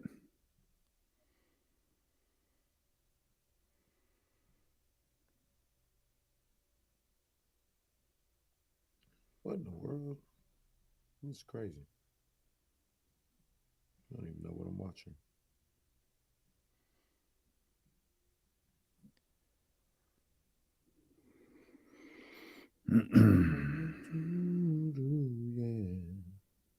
Did you know Cameron has a sports show?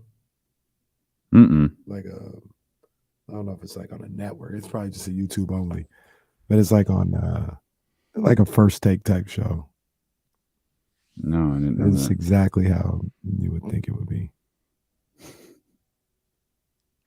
The A's have selected Ryan Noda in the Rule 5 draft. Let's go. First baseman who slashed 259, 396 on base. 474 slugging, 25 homers, 20 stolen bases. Not bad. All right. I mean, that's how sad it is when you're an A's fan. They signed a utility guy. It's like, oh, I guess that means you can't afford Chad Pender anymore. Probably. Is this a Red Sox deal? Is this Yoshida? Is this major? Yeah, he's I don't want to say the next Ohtani, but he's that type of signing. Like there was a bid for him. Yeah, I don't know. They got him. He's going to the Red Sox? Yeah. Still doesn't make up for letting Mookie go. Yeah. Nothing ever will. No, nothing. Yeah. Don't they have an issue with their star guy that they might not be able to get him back? Bogarts. It seems like that might happen though. They'll bring him back. The A's did not lose anyone in the Rule 5 draft, which tells you exactly what their farm system looks like. Yeah, it doesn't matter how many stars you trade away if you don't get anything back. What in the world? Still really hung up on this. I can't go for that thing. No. No can do. All right. We've lost our mind today. Hey, look, the podcast. Live on the Odyssey app, live on twitch.tv/ESPN1320, youtube.com/ESPN1320, live on the radio as well. We are a professional radio station. We're professional broadcasters. For those that might be tuning in for the first time, I promise we've done this for years. And we appreciate you so much for being with us. The Kings tip off in about 90 minutes to start a 6-game road trip in Milwaukee tonight against the Milwaukee Bucks. And James, you just mentioned there could be some tough times ahead, for the Sacramento Kings. And I've wondered if, these wins, particularly over into Indiana, and then how they've been able to build over that weekend road trip, weekend back-to-back, that, maybe they've built some confidence headed into this trip. And you mentioned, as we were talking about De'Aaron Fox and some of the different things that may be ailing him here, will he be able to step up in games that mean a ton for him? And that's one thing that I've been a little bit concerned about, as whether he's playing through some, soreness or playing through an illness, is he was closing games out. I don't want him to forget how to do that. Like, I want him to just slide right back into the motion and be able to, it's that time. Okay, I'm going to go ahead and close this one out. Yeah, like, that's what you need him to, as long as he's there when you need him, I think that's the key. Like you're going to lose some games here and there. Again, just go back to the 3-game losing streak. He's dinged up and you don't look the same, and the team didn't adjust quickly enough to him being to his struggles. And not only that, but he's the motor that makes everything go. So you start seeing not only him have a bad game, but Harrison Barnes, Kevin Herter, and Keegan Murray have rough games. The other guys have kind of woken up, except for Herter, who isn't shooting well. But like, there's going to come a time when you need Sabonis to be 30 and 20 for 2 weeks. And there's going to come a time where he's going to do that. And then there's going to come another time where you need Kevin Herter to go back to being the 50% from 3 that he was. All of these little pieces, they'll fit into place. But for right now, it's kind of like 2 guys have a good game, 2 guys don't, 3 guys have an okay game, and you win. There's going to come a time where this team figures it all out and rolls. And we haven't seen it yet, but that's going to be the fun moment in this season where this team just looks unbeatable. And the reason why I think that is because it's just the function of how this team plays, how they share the ball, how close they are, how good they are, like as a team. Like they really do have something cooking here. And you just have to, buy your time and wait for that moment where it all comes together for this team, because I think it's going to. Well, see, and I agree with you, James, but this is where, I feel like, I want Deion to step on the gas a little bit on this road trip, because think about, the way they played on the road in some of these games. You go to the Orlando game, he stepped on the gas. You go to the what was the game? The Lakers game, he stepped on the gas. Yeah. You go to the Memphis game, he stepped on the gas. At home, it's a little easier. Shaq and all these other guys talk about the others. At home, they do their thing. You need your stars on the road, and Sabonis, Fox on this 6-game road trip. Not to say that this team, I love the way everybody's playing, but I'm just thinking about the way, in some of these big road wins, and traditionally with the league, I'm gonna need Fox and Sabonis to kind of step on the gas a little bit in this 6-game road trip if you want to, come away with some wins. Yeah, I mean, like for an example, like we talk about like how they are at home versus a road. Like Kevin Herter at home shoots 51% from the field. On the road, he shoots 43% from the field. At home, he shoots 44.7% from 3. On the road, he shoots 39.4. Like, he's a much better player at home. He averages 16.6 on the road, at home, and 14.3 at home. That's just one example where, like, this is a guy that, like, really means a lot to your team, but who has found it easier to go, easier trudging at home than on the road.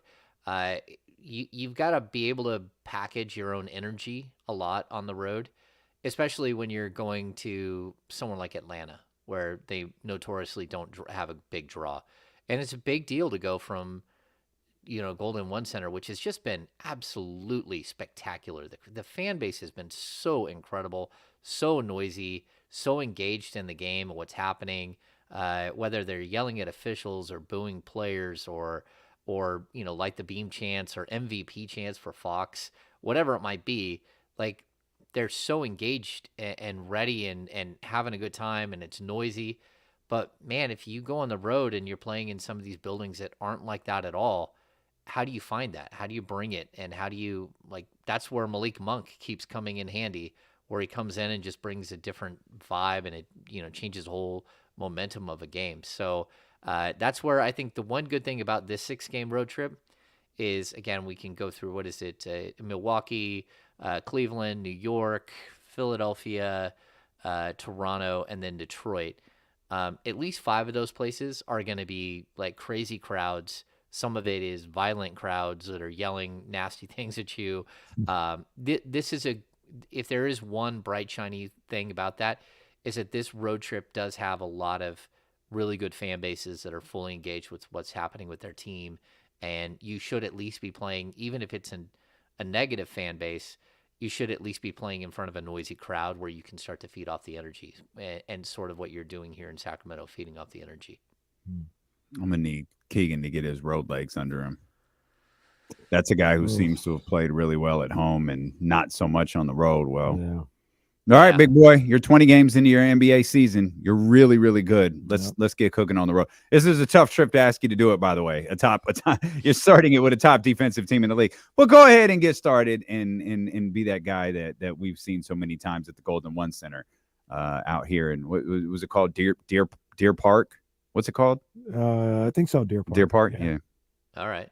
Yeah, I mean, with Keegan, like you're going out there with Keegan and you're saying, "Hey, man, we're either going to have you guard Giannis or we're going to have you guard Middleton. We're not sure which yet. Maybe what we might do is switch you out onto 7'2" Brooke Lopez so you can defend the three. How do you win in this situation? Go get a 16 also. Yeah. And man, you're talking like his home and road splits are crazy. At home, he's averaging 14.7. On the road, he's averaging 7.8 points per game. Man. Yeah, I mean, again, like true shooting, 633 at home, 416 on the road. And he's shooting 31.5% from the field. That's true shooting is warp. Is that the same as field that? goal? It's field goal, 3-point percentage, and free throw percentage kind of blended into one stat. Yeah, he's shooting 31.5% from the field on the road and 24% from three on the road. Versus, really 49.5 and 41.7 at home. Those are numbers like spectacular numbers for a rookie on the road. He's got to be playable, especially in this 6-game trip here. And you ask yourself, what do you do if you're Keegan Murray? Keegan's my guy. I'm not trying to say anything towards him, but you hit your shots. Like he has wide open shots that I expect him to make because he's that caliber player that he just is not connecting with right now, even on the road. So let's start with that. If you're open, and you got to knock it down. You got to knock down those wide open shots. Yeah, and I'll point out too, like in Murray's defense a little bit, the Kings had that 4-game road trip it started on Halloween night in Charlotte. That's the night when his grandmother had issues. And so he went from 12 points that game, not knowing what was happening. And then they were on a road trip. So the next game's 7 points, 3 points, 6 points. They went on the road in LA. He had 2 points. Again, his stats are going to be skewed by that stretch of games where he just really had some personal stuff going on and fell into like the basic pitfalls of being a rookie and how difficult it is to maintain and how difficult the road is. Again, he's never been on these types of road trips before. He's never had a 6-game road trip at Iowa, and like this is just all new territory for him. Yeah, you mentioned this a few minutes ago. It's a phrase we've heard so many times. The others, when guys can step up at home, but not necessarily on the road. You hear this brought up a lot during playoff series. The funny thing is, I don't know who the others are for the Kings. Like, because Malik Monk isn't another. Malik Monk isn't an also starring. Like Malik Monk, he's in the opening credits of the TV he's show. The main attraction. Like he's a run. I'd argue Deion is too. Now, maybe if you want to get into a conversation about Chimezie Metu and KZ Okpala or Trey Lyles, like I'd be open to that. But the top 7 feel like they're starring guys in all of this. And so I expect, oh man, really need Malik Monk to step on this road. I expect like Malik to be Malik on this road trip, just as he has been at home, just as he's been for most of the season, because he's an extension of that starting lineup to me. Yeah, this is that moment where everyone has to step up if you're going to have a successful road trip. And again, for me, successful might be 2 and 4 on this trip. Like that might be what successful is. Like the one game that you can point to and say, oh, that's kind of a gimme is Detroit. It's the final game of the 6-game road trip. Like that's a trap game. That's not good at all. I mean, the Toronto game is the second night of a back-to-back. You got to get something against a team like the Knicks. But again, that's a tough place to play. Like this isn't. It's the Mecca, James. I don't know if you've heard. It's the Mecca. It's the Mecca. I was watching college basketball last night. One of the kids said that. I love playing here at the Garden, at the biggest arena in the game. It's the Mecca. I went to All-Star Weekend there. It was fun. I've been inside that building. It's interesting. I've never been in the Garden. Got to get there.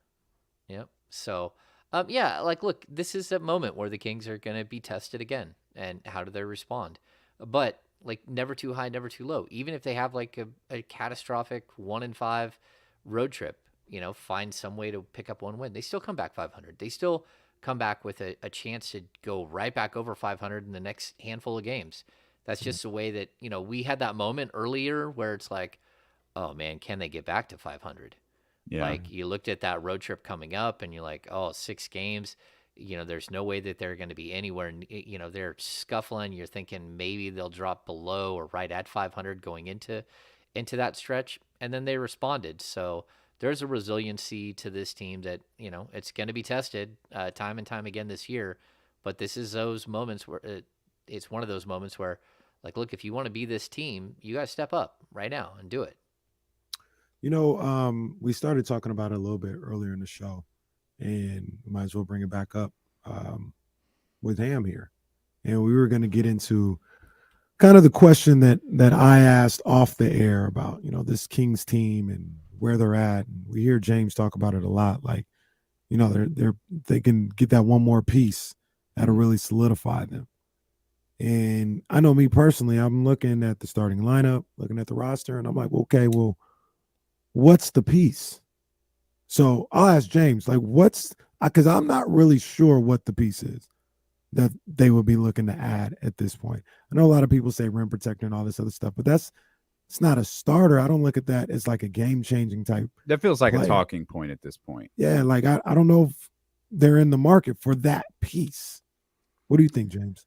Yeah, I mean, they're going to be in the market for a couple of additional things. I mean, every team needs more shooting. This team could use another shooter. They can use a rim protector if there's one out there. But that's not something, like, again, it's one thing if you can block shots, another thing if you can block shots and get on an NBA court. So, like, the way that they're doing things right now is, like, the 3 extra guys that are in the rotation. So right now, Davion, Chimezi, and KZ, right? And that can change from one night to the next. Trey Lyles could get a shot again. Terrence Davis, if he's healthy, he's questionable with the sore back. But, like, that group of 5 players, I feel like they're finding their place with this roster, and they're finding their place with this roster because for one of the few times in so many years, the top 5 or 7 players are actually good enough. So the secondary players can do a role and not have to do too much. They can just be who they are supposed to be in a game. So, like, I was worried about KZ Okpala early in the season. We had this discussion, and I said, like, look, the Kings just aren't the Philadelphia 76ers, where you can run Matisse Thybulle out there for 30 minutes a game and not worry if he makes a single basket. That's not who the Kings were early in the season. It's who they are now. And so now you can start playing with things like that. You can start tinkering with things like that. And they are getting stuff out of, like, KZ Okpala. He is coming through with some baskets here and there. But it's because the top 7 guys are playing to a standard that allows you to add other elements into your rotation.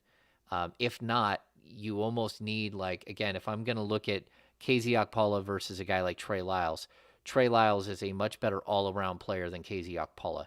KZ Okpala is a much better defensive player and can bring a different element to the game. If you need solid and you need balance, you've got Trey Lyles. But when you get to a certain point and you're getting that balance out of everyone else, you can start peppering in individual players that can do something specific. And that's what, again, I think we're seeing out of KZ. It's what we're seeing out of Davion Mitchell.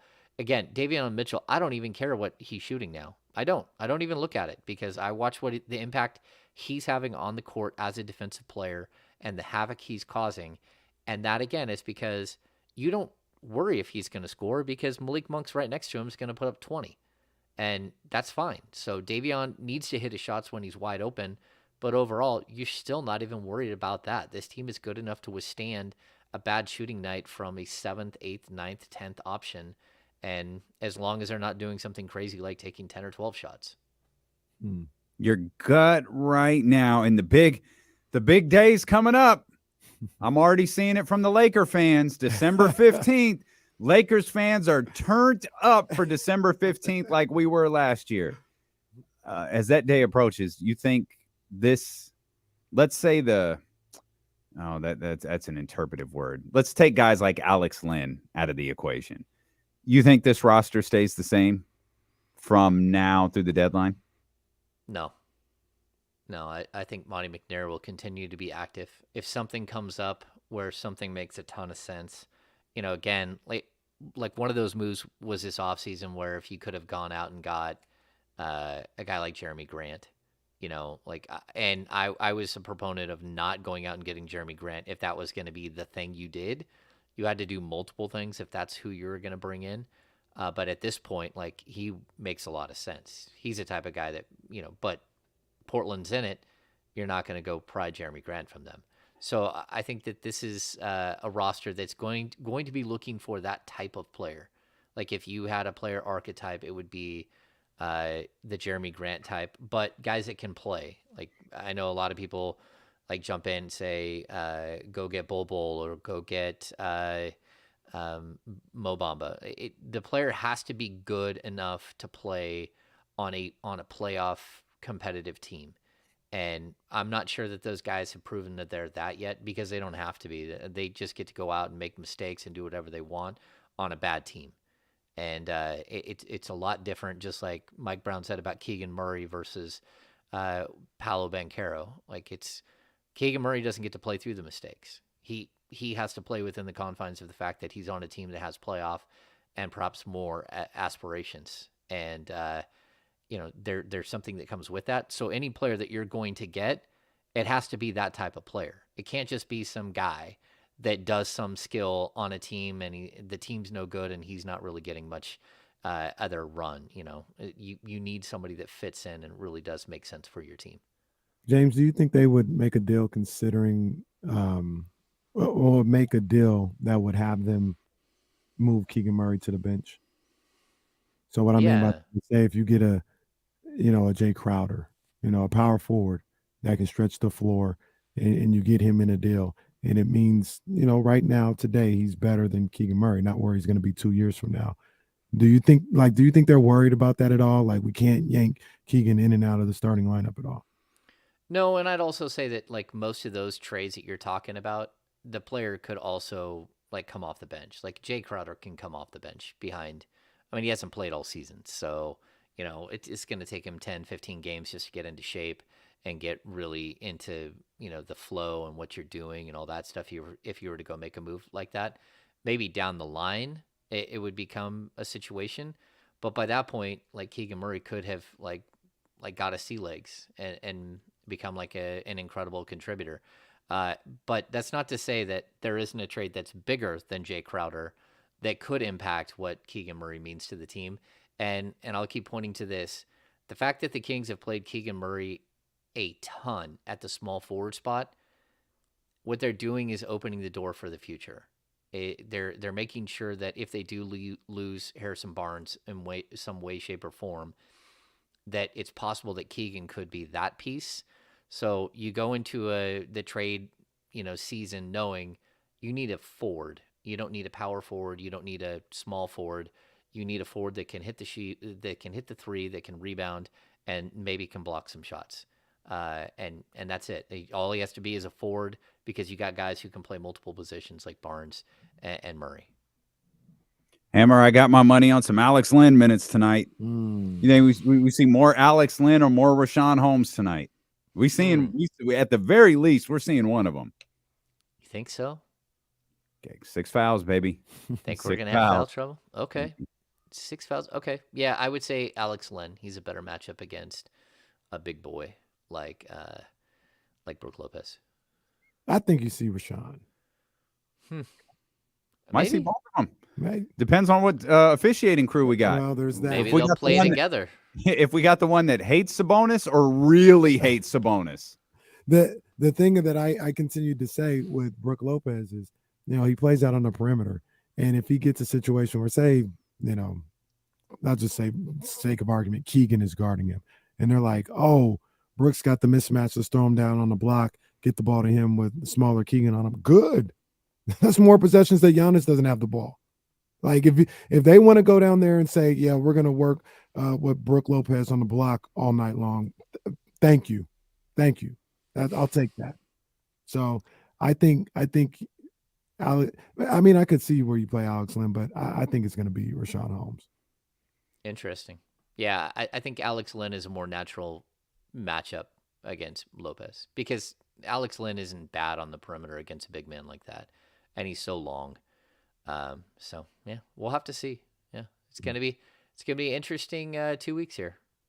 Yeah, I'm gonna need Kevin Huerter. I'm with you. I'm gonna need Kevin Huerter to knock down some of those threes tonight and moving forward. Step in that time machine, that machine, turn into Kayvon. We need Kayvon. Come on, man. This is for the cooling you. Ride the Judge signing. Yeah. He's gonna be a little pumped with Aaron Judge going back to. I understand he's a Yankees guy. I'll sacrifice Aaron Judge to the Giants if it means Kevin Huerter brings home a win tonight. Oh, well, I think it already happened. So I was going to say that's mighty admirable of you considering. Well, I don't want it to be wasted. If he comes out and doesn't have a good game, like a steak in the desert or water for the homeless guy. Kenny out here selling stuff to people with no money. Check out the latest episode of the Kings Beat podcast, which posted just moments ago wherever you get podcasts from. You could hear James, Sean, and Brendan Nunez talk Kings basketball in this upcoming road trip. So, again, check that out. It's on the Odyssey app. It's on iTunes, Spotify. It's wherever you get podcasts from. Also, if you're on YouTube, you could check it out there. If you're on YouTube right now, before you leave, before you go anywhere, got to hit the thumbs up.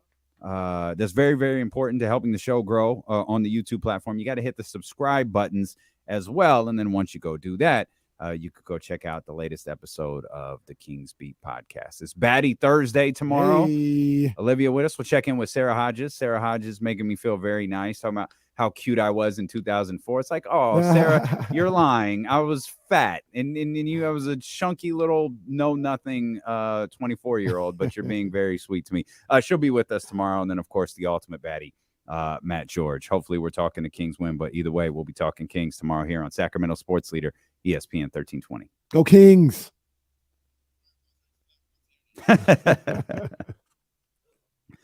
Great stuff.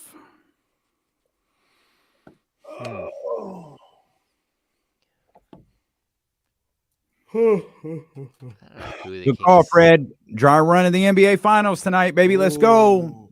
NBA Finals. Let's preview. go. You heard him. Hit that like button. Hit that thumbs up. Foul mouth Matt George indeed. Foul mouth Matt George.